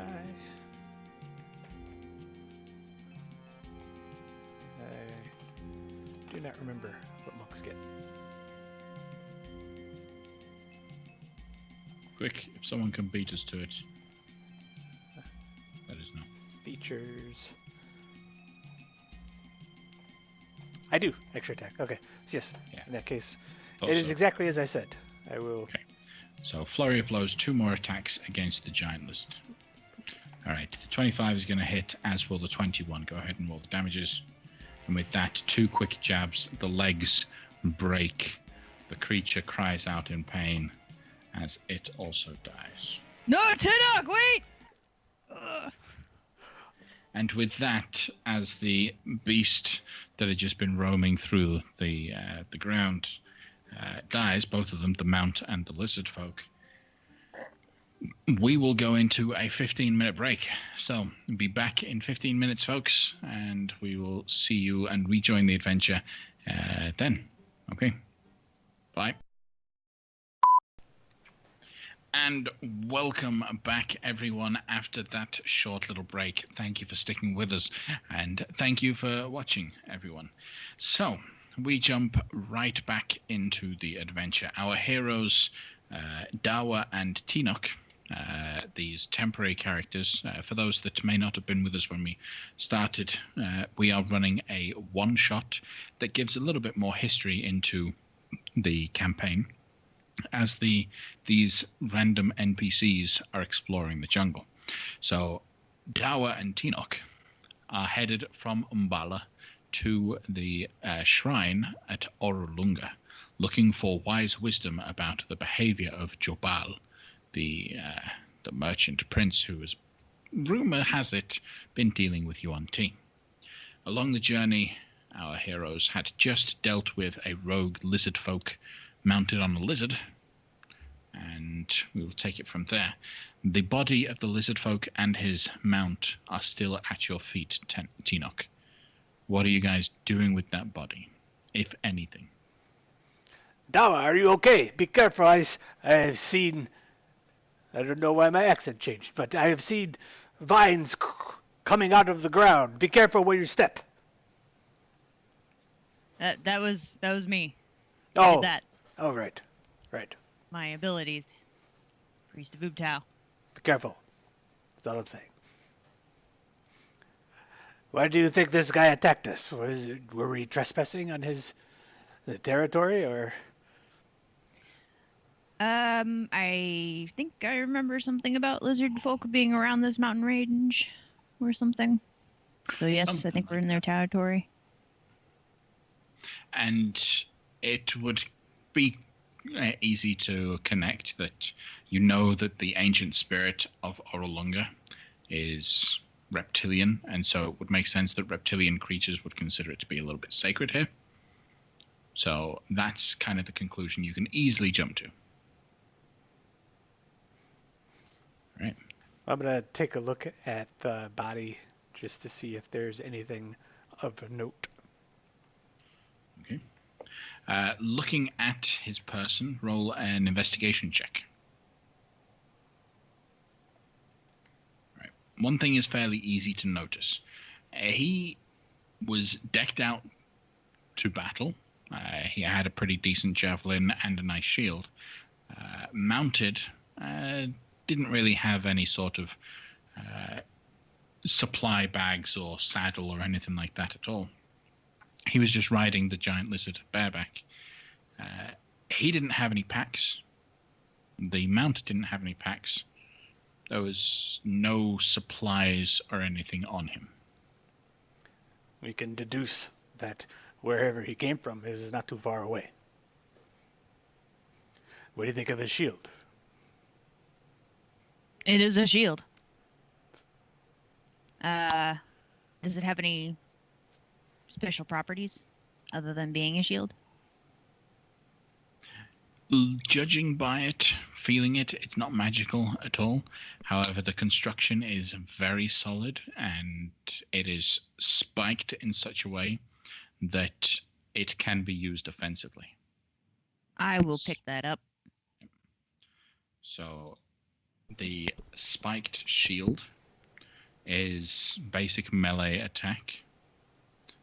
It deals 1d6 piercing damage on a hit. Okay. And it counts like wielding any other weapon. And if you're proficient with shields, then you are proficient with attacking with them as well. Okay. You said how much damage? 1d6, obviously plus your strength modifier and all that. All right, got it. Okay. No problem. You're pretty good with the tracking. Can you see where this creature came from? And that way we can avoid walking into its hive. Yeah. Yeah, let's go back south this way a little bit.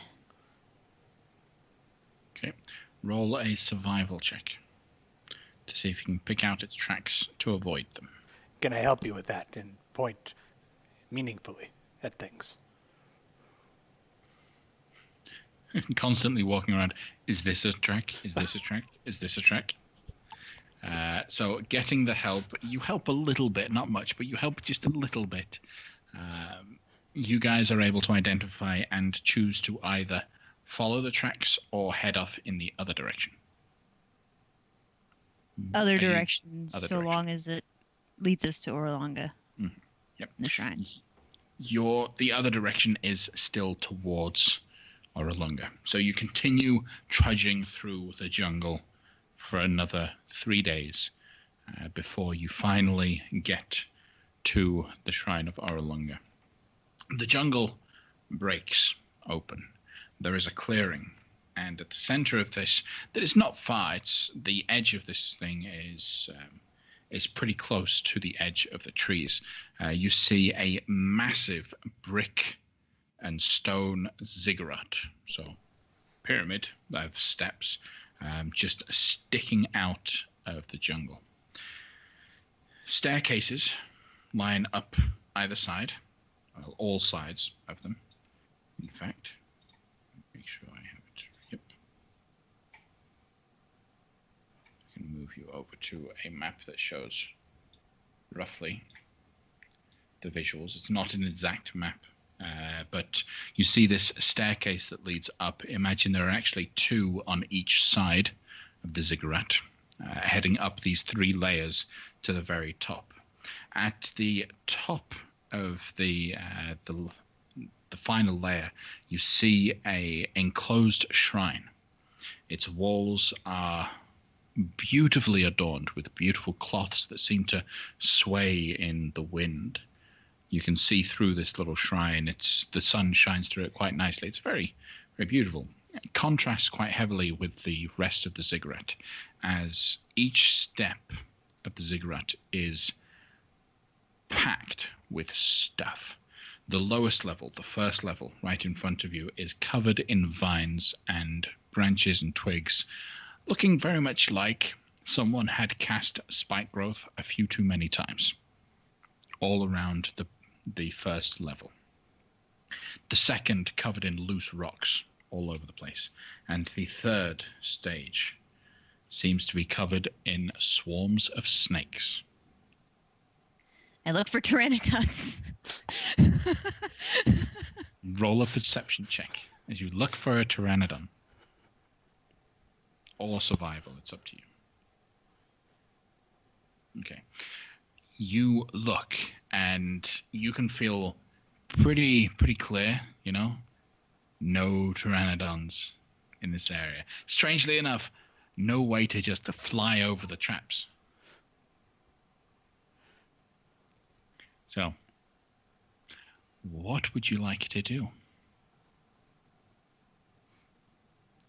So the staircase. Each layer is about 30 foot tall, by the way. So when you said the staircase, did you say 2 on each side or 1 on 2 going up? On each side. Okay. Oh, okay. So there's 2.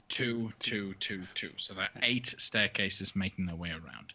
The staircases create a rather slow incline all the way up. Each step is only a foot above the next, or above the previous. The steps are necessary because each of the platforms of the ziggurat, the layers of the ziggurat, are 30 foot tall, and they are sheer climbs. So climbing up them would be next to impossible. So staircases are pretty much the only way to reach the top that you can currently see. Is the staircase longer than 100 feet? Now you got me with Pythagoras. You can give me a ballpark. Yes, it would be longer than 30 feet. Longer than 100 feet, because you have 3 hypotenuse of 30 squared plus 30 squared. But not by much. Not by much. What was the last staircase littered with? The last one is littered with snakes. Snakes. Swarms and Why did it have swarms of snakes? snakes. Yep. Okay, all right. Hold on. I might have an idea. I might be able to work some fancy stuff here. I love when you work fancy stuff. That's why I love working with you. And I asked Ms. Zanti for this assignment. Thank you. I appreciate how hard you hit people. I do hit them pretty hard, don't I?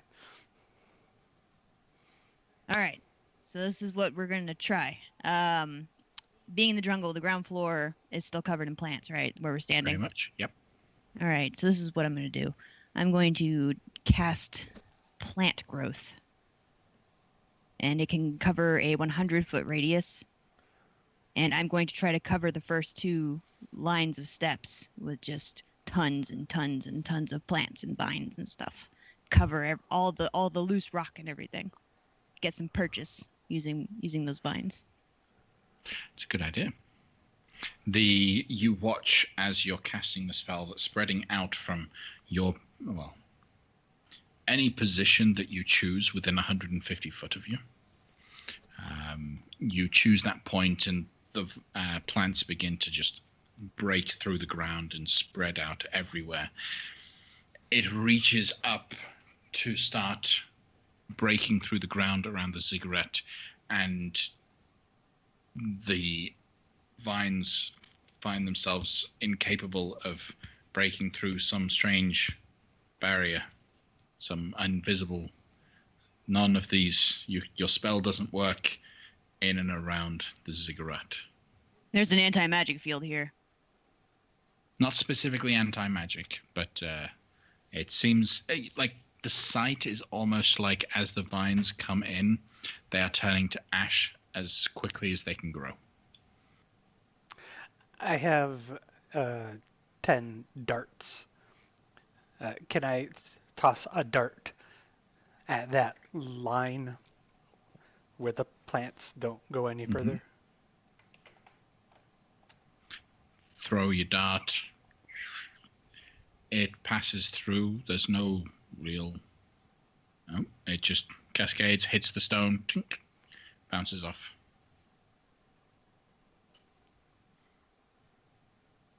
Well, this sucks. Well, it looks like it only affects plants. I'm going to walk up carefully and see if I can go further. What do you say to that? Have at it. Okay.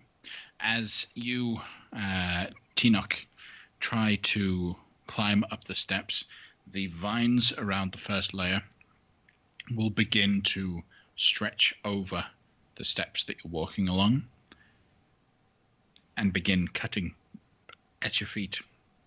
Ow! After 10 foot, you begin to get scratched. Ow! And then you will take 1 point of slashing damage per foot that you climb. And there's a 20-foot climb till you get to the next layer. So how far do you get before you stop moving?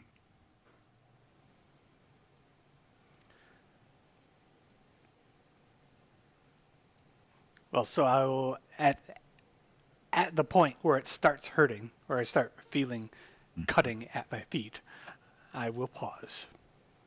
Okay, so at that point, you take 1 point of piercing damage as it cuts your feet. All right. Roll a perception check for me.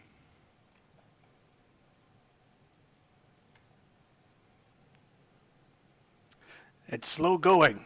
These vines are treacherous. Okay. Passive perception being a 16. You look around for some form of something that that could explain this, and you will notice just off to the side, poking its head out from behind some vines, looking around at you, is a tiny little black creature with a white mask face. It is a Chwinga. As the Chwinga just crops up to look at you. You see it has something in its hand, a very beautiful looking flower. What is it? Yeah. It is a large purple and orange orchid. And as this Chwinga is walking around, just minding its own business from step to step as it's moving around this platform, you will notice that all of the vines seem to be opening and separating to go around the Chwinga, as if it won't touch or harm the Chwinga, as it's just dancing around and skipping from vine to vine. Small friend, is this your doing? As you call out to him, looks up at you and runs away, disappearing behind a corner from view. I take another step forward. As you step forward, the vines will poke you for another point of slashing damage. Damn it. I guess it's not his doing. What do you see? What are you doing? These vines, they're cutting me. There's a little tiny guy running around over here. I thought he was in charge of the vines, but he's not. What? You heard me. A tiny guy. A tiny guy with a white mask. Do I know what that is based on that description? History check, and now I'm trying to think of all the different things that could possibly be a little guy in a white mask. Well, it doesn't have to be something else. Just, I may not. Or... Yeah. You have heard of lots of different things that could be tiny guys in masks. It could be anything from a dwarven performer to anything. So Dwarven kabuki, of course. It's a very dwarven kabuki. It's a niche. Yeah. Right. But you don't jump to Chwinga. Where to go? that way.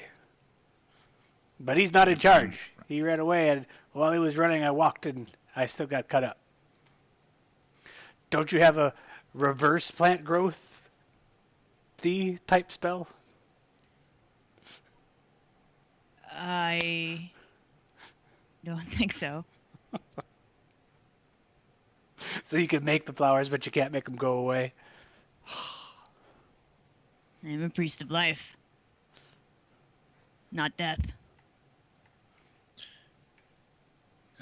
Dawa, roll a perception check for me. Okay. While you're talking about this, you see a tiny little black dot poke up from the tree line behind Tinoch, running up towards the ziggurat. As it runs up, it pulls out again this orange and purple orchid as it starts charging like someone carrying the Olympic torch up the steps, and the vines just making a point to ignore it. As then he darts off and disappears. It's the flower! The flower controls the thing. The flower. I think that has something to do with the vines have something to do with not wanting to harm the flower it's carrying. It's holding it out like it's using it as a weapon to beat these things back. Let's get some of them. Yeah, come on back down. So heading back down, you're not going to get hurt from the vines as you step down. You guys go back into the jungle, which you're just right at the edge of, and you need to start looking for this flower. So are any of you proficient in the nature skill? Yes. Okay, so go ahead and roll nature check. All right. It only takes you 30 minutes. You're very quick. You're in. You manage to find a tiny little copse of trees where there is this plant. There's a couple of them, enough for you to easily take two. One for each of you. Thank you. Yeah. Thank Uptao. And You put this going here for back, us. you start charging up the steps, and as you're holding this tiny little flower, in comparison to you, you'll notice that the vines separate themselves to make sure that they don't harm you. Aha! Thank you, friends. You are able to get up the first layer. The second layer, which you can see is covered in boulders and rocks. As you begin to make your way up, the rocks begin to fall and slide down as quickly as you can step. Travelator style, as you're trying to make your way up. I'm going to look for one of my masky friends and be like, huh? Roll a perception check. We call them escalators on this side. Oh. An escalator is a moving set of stairs. A travelator is one conveyor belt that could pull you. They have them at airports. It's a slight... anyways, so Dower, you begin looking around, and you do see another little chwinger. This one, a little bit different from the first. Its mask resembles that of a chameleon's head, with little feathers floating around. This one, as well as carrying the orange and purple orchid in one hand, seems to have a red parrot feather in the left. As it's dancing around and the rocks seem to be solidifying to make steps for it. Hey, can I borrow that? I'll give it back. It sees you Ah. and disappears. All right, nature priest. Can you conjure a red bird? Oh, wait, I didn't see No. that. Never mind. What are you messing around with over there? Our friends now have in their hands a red feather. Looks like it could be a parrot feather, tail feather of some kind. Maybe not. Might be a dino feather. I don't know. But that seems to be the key to the second problem. So we need to find an animal creature with red feathers. Yes. So, stood where you are, doesn't look like there are many creatures on this level with red feathers, unless Tenoch's been hiding something from you. So you're going to have to go back into the jungle to search for a red feather. For this, it's not so much nature anymore as it is animal handling or survival, as you're trying to track down a red parrot.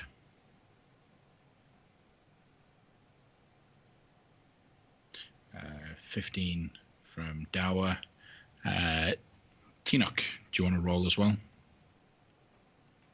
8. Okay. This time, it takes you guys a little bit longer. You take about an hour to be able to finally find one red bird. This red bird just happens to be about 30 foot tall, as it is the only red bird that you can see in the area. As you approach, what do you do? Hey, it is a bird though, right? It is one big parrot. All right. I will cast Speak with Animals. Okay. I will So- say to it, good day. Do not mean to disturb you. We are looking to reach the top of the shrine, and our guides have informed us that we require one of your feathers in order to pass it.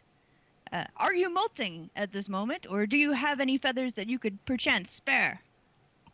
It lowers its head to one eye right up on you. Aye, beautiful bird. Not molt.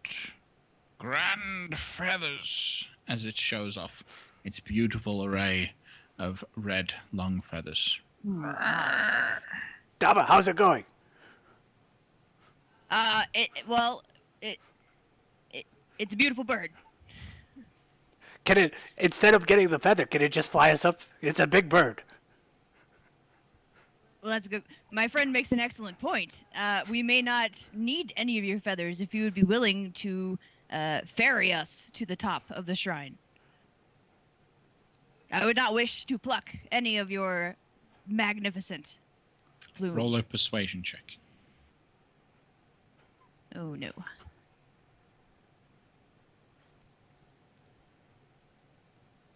Yeah. Please don't eat me.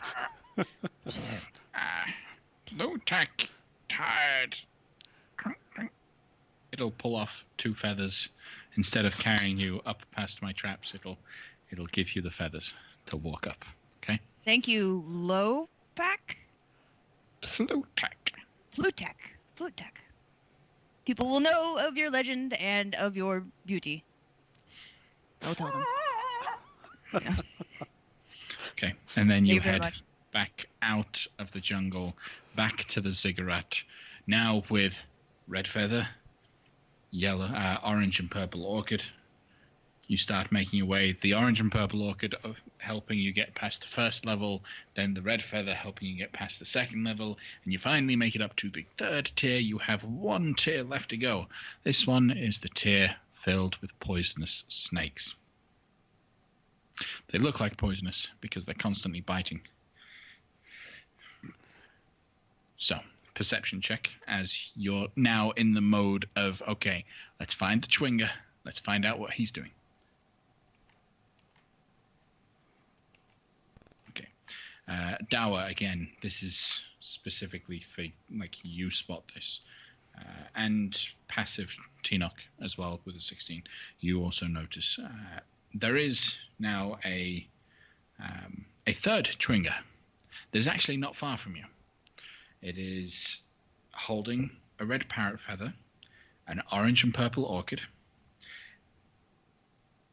Its mask appears to be in the shape of a mongoose's face. As it looks up at you, both points, kind of nods its head at the poisonous snakes, puts both the flower and the feather in its hand, grabs one of the snakes. Oh, wait, no, sorry, it doesn't. It whacks a snake with the orchid, which stuns the snake, then strokes the snake ever so slightly with the feather to calm it, and then lies down facing the snake, whereupon the snake eats the Chwinger.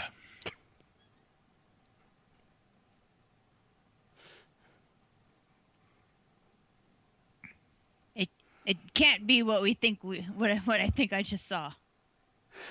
Does the snake then do anything else? The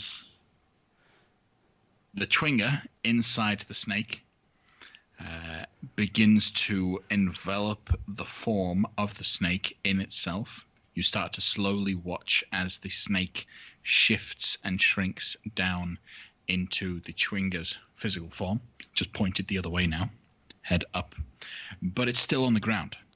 And then you see its body start to slide as it slithers its way up the stones, as if it was a snake, past all of the other poisonous snakes.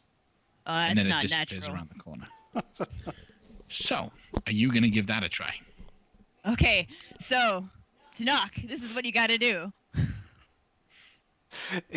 Do we have to look like mongooses? I don't think so. No, you just gotta boop it with the flower and then pet it with the feather, and then Boop let the it eat you. snoot. All right, I'll go first. Okay. So, Tell what's the first thing you do?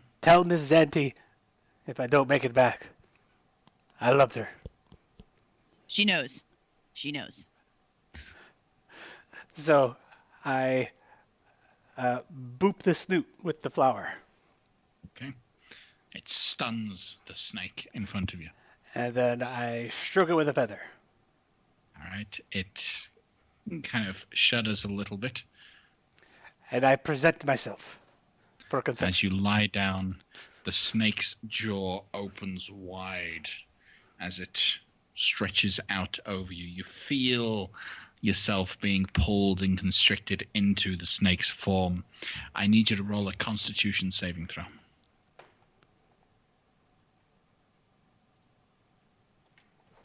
Okay, you're good. As you get right in, it seems like the snake is elongating itself as it's spreading all the way around you. When it finally clamps shut and there is no light to be seen, the snake's form begins to meld to your shape. You feel yourself absorbing the snake instead of it absorbing you, whereupon you feel yourself back out. You can see the light. Everything looks normal, except now you're still prone and can slither your way up the stone stairs. Can I speak? Yeah, you can speak. Daba, I'm a snake. Roll a deception check as you try to imitate a snake. You very easily manage to imitate a talking snake as you slither your way up to the top. Dawa. I look Your down turn. at the nearest little jungle spirit and just look at him forlorn. I know. Okay. Here we go. So, step one, Boop the snoot. with what? The flower. With the flower. Okay, you whack the snake with the flower, it stuns it. Step two, Pet with the feather. you slide that feather along its body, and then With a great amount of hesitation, I will lay prone and close my eyes very tightly. as you lie down, the snake begins to swallow you up. You will also need to roll a Constitution saving throw. Okay.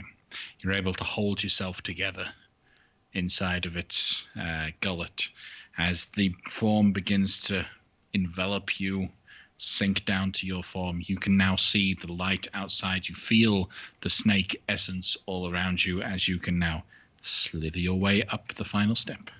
Snake Dawa stops at Snake Tanakh and says, I do not like this. I am mastering the new serpent style. With hands? Oh, I guess. I mean, like, more like that. Yeah. Okay, cool. All right, you guys slither up. At the moment you get up to the final layer, the very top of the shrine, which is the final shrine at the top of this, that essence of snakiness seems to just disappear completely. You no longer find yourself capable of slithering like a snake. You are normal, standing upright, though feeling a little awkward. It'll be a couple seconds before Tinoch figures out he's not a snake anymore. So it's to be like doing this on the ground. Army man style, kind of. Okay. As you do finally figure it out and you stand up, you look inside the shrine itself proper. The shrine seems quite ordinary and simple. It's just 4 pillars that hold up a structure above. There is an altar in the middle that has some remains of previous offerings, and you can notice quite easily there is the last remains of a feather and a flower stem on top of the altar. Who's stepping into the altar first? The shrine first. You wanna? I'm happy to. Yes, I will go. I will present my gifts. As Tinoch steps through the threshold into the the shrine, he disappears from view. Dawa. Oh no. Okay. Do you follow him? Yep. Okay, you follow him. As you do, the image that you both see once you step over that threshold is a different one. It's not the ruins of a ancient temple anymore. It is the beautiful, busy, sprawling city. You can see multiple ziggurats as far as the eye can see. There are buildings, streets, people moving. The sun is setting behind you. It's giving a beautiful orange glow about everywhere. The shrine itself is more decorated. The little cloths that seem to just flow in the wind as you are approaching now are huge decorations with imagery of the labyrinths of Ubtao all over them. There are flowers, vines wrapped around the pillars. This is a very different scene from what you had previously witnessed. Are there a family of brontosauruses just walking? And then maybe somewhere off in the distance, but right now everything seems to be a little bit blurry outside and past the shrine. As you place the flower and the feather on the altar, an immense snake rises up from beyond the altar. The scales kind of shining and glittering. This is the spirit Naga, the guardian Naga, as it were, as I showed you previously. The guardian Naga. You know what I like about this guy's design specifically? His face is very friendly. Yes, and this is a very friendly face. As the human-like face gets really close to you, its tongue flicks right up towards you. I am Saja and Baza. What do you seek in this ancient place? Speak truly, for I hear your hearts. We have sent to obtain your wisdom regarding matters in Nyanzaru.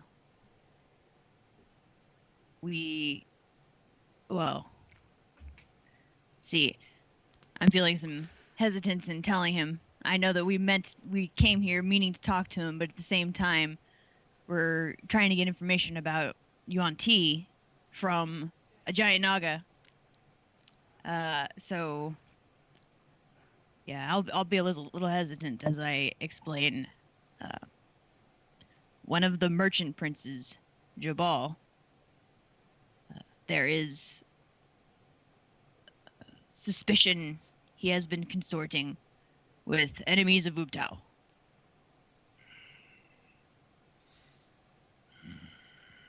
Is there anything you could tell us to enlighten us on this matter? It lifts its head up and almost like it's listening to something in the distance, returns back down to you. Jobal has made deals with the creature known as Raz and Sea.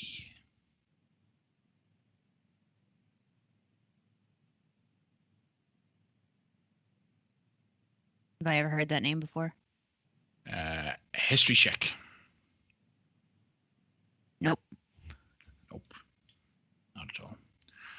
Raz and Sea has perverted the Yuan Ti in this land.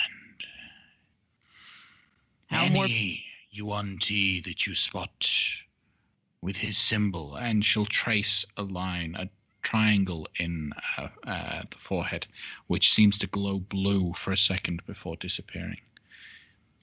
Any with that mark, follow his teachings. What were you going to do? I was just going to ask how much more perverted can you make Yuan-Ti? They're already very monstrous and not cool. Okay.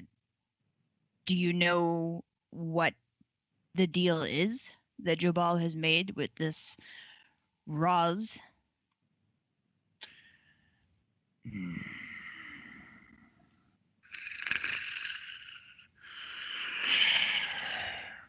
Jobal uses expeditions to provide Razan seas Yuan-Ti with sport, Oh, with food and supplies. His guides survive unaware that they are being protected. But those that are being guided are feed. that's monstrous. Well, is there anything else that we needed to cover? Rasensi and his Yuan-Ti are engaging in plots to end the world. Break up the relationship with him and Jobal. Stop the swell of food, and you will stem the tide of this apocalypse for a time. Will do.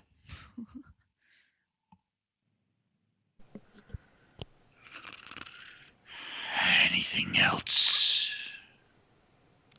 We got that flower. We gotta get that flower.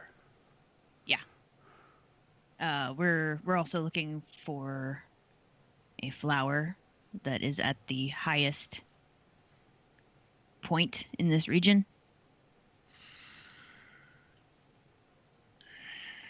Roll a persuasion check. This is his flower. His favorite flower. Okay. He coils up ever so slightly, slowly, and then the tail begins to whip towards you. You notice that wrapped around the tip of his tail is a small plant life like creature that seems to be holding on to his tail with its roots. He presents it in front of you. This is the rarest of flowers. Treat it with care. Yes. Thank you. Okay. You're the nicest Naga I've ever met. You're the only Naga I've ever met, but that doesn't stop you from being the nicest.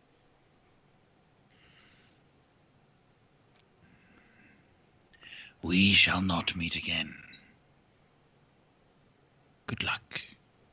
Oh, wow, that's ominous. And with that, he slithers away, and as he does so, the entire visage of everything just seems to slide away. The sun seems to set, and shadow covers everything. Light will return. You are still in the middle of the day, but you're back in the ruined version of the ziggurat. However, slight difference. No snakes, no rubble, and no vines. But you have that flower, and you have the information that you seek. So since there was a bunch of stuff keeping the plant growth from falling onto the temple, did all the plant growth now fall, and it's now covering like half the temple? Plant growth is concentration, I believe. I don't think so, actually. Let's just double check. Yep, not on the sheet it ain't. Nope. It's just a thing you set off. Okay. Then, yes. It begins to grow and cascade back as the magic protecting the ziggurat has been removed. Nice. Okay. That's good. All right. Now, with what you have in tow, you begin making your way back eastward, away from Orolunga. Do you still take this to Umbala, to Nani Pupu? Yeah, I mean, yeah, it was a deal, and I didn't sense any ill intent. And she has a package I might, for Mizenti. yeah, she does. However, I might do as much studying as I can without hurting it, to see what it might do. Okay. Roll a nature check. Okay. This flower seems to, from what you can tell, and you recognize that you've heard of stories of such a thing. You know how a revivify takes a diamond that costs 300 gold, and a resurrection takes a diamond that costs 1,000 gold? This one flower can be substituted for any of those and completely removes that cost. Okay. Yeah, then definitely. Yeah. And that's what it seems to be capable of. You will return after 6 days back to Mbala. Looks the same as when you left it. Maybe a few extra skulls. A couple of those might be a little extra elongated, as she's probably dealt with the Terrafolk herself. As you begin to approach towards her land, once again she steps out, waves her gnarled hand at you. Come in. You have my flower, I presume. Yep. Got it. Have you ever met the spirit guardian Naga before? We've met. Didn't go well? She didn't like me. Why's that? I don't know. Snakes, they're quite pompous. I don't like reptiles. Me neither, usually. That one was especially friendly and nice towards us, though.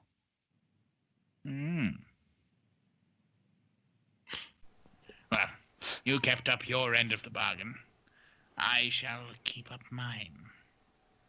She walks and waddles to the back of her hut, reaches out underneath a mass of fur, and pulls out a basket, a rather large basket. It's made of wicker, covered like a picnic basket would be, and then hands it to you.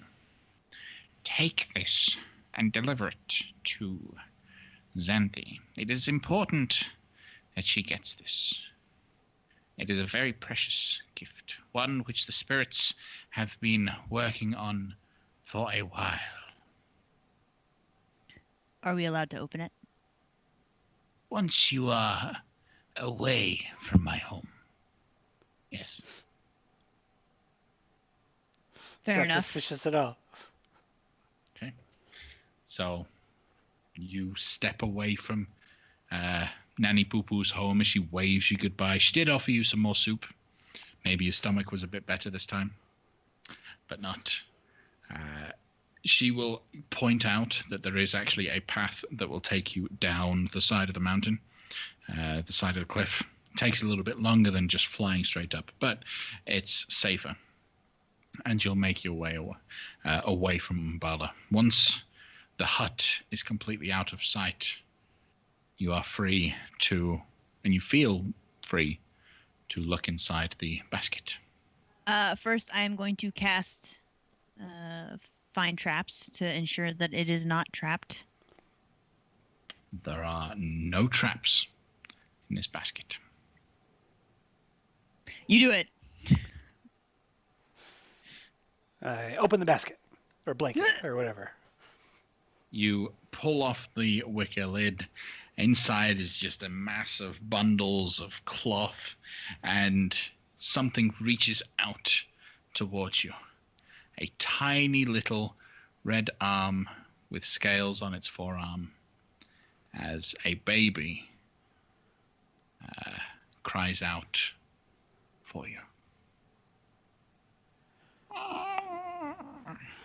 I'm no good with kids.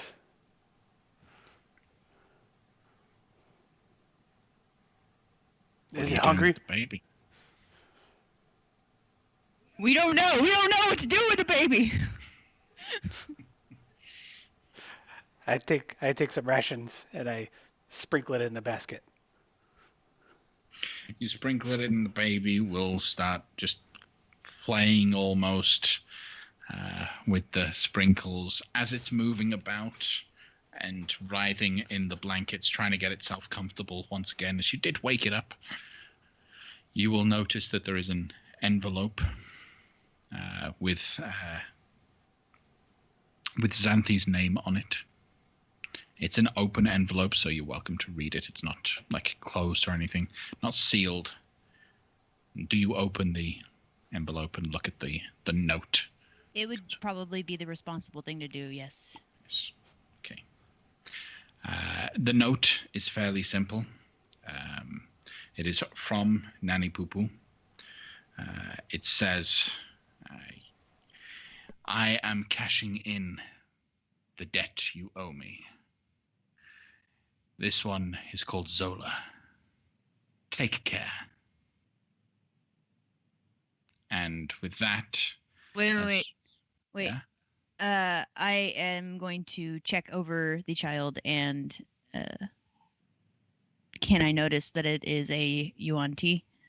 It is a Yuan Ti pureblood with the signs that Zola has, which is the little scales on the forearms, the Yuan Ti eyes, I think. That's right. Yeah. Anything else that you had signifying you? Well, no. No. The eyes, yeah. Yeah. I will just push it into Tinok's arms and say, I'm not touching that thing for the duration of the trip. Okay. Go ahead. Tinok, what were you going to say? I would say, I'll pick up the baby very uncomfortably. It says, it's okay, baby. Uncle Dawa, he doesn't know how to take care of precious things. I will take care of you. Little baby starts cooing, and being held at arm's length probably isn't good for little Zola. But eventually, over the course of 2 weeks, which is how much time it'll take you to get back to Port Nine-Zaro, she might grow attached to either one of you. But we will end the session there tonight as we discover that Zola came into Xanthi's care by way of a witch. Tune in next week as we continue our adventure, as the party should arrive at Mesro next week. And remember that if you enjoy watching us, then you can always catch up.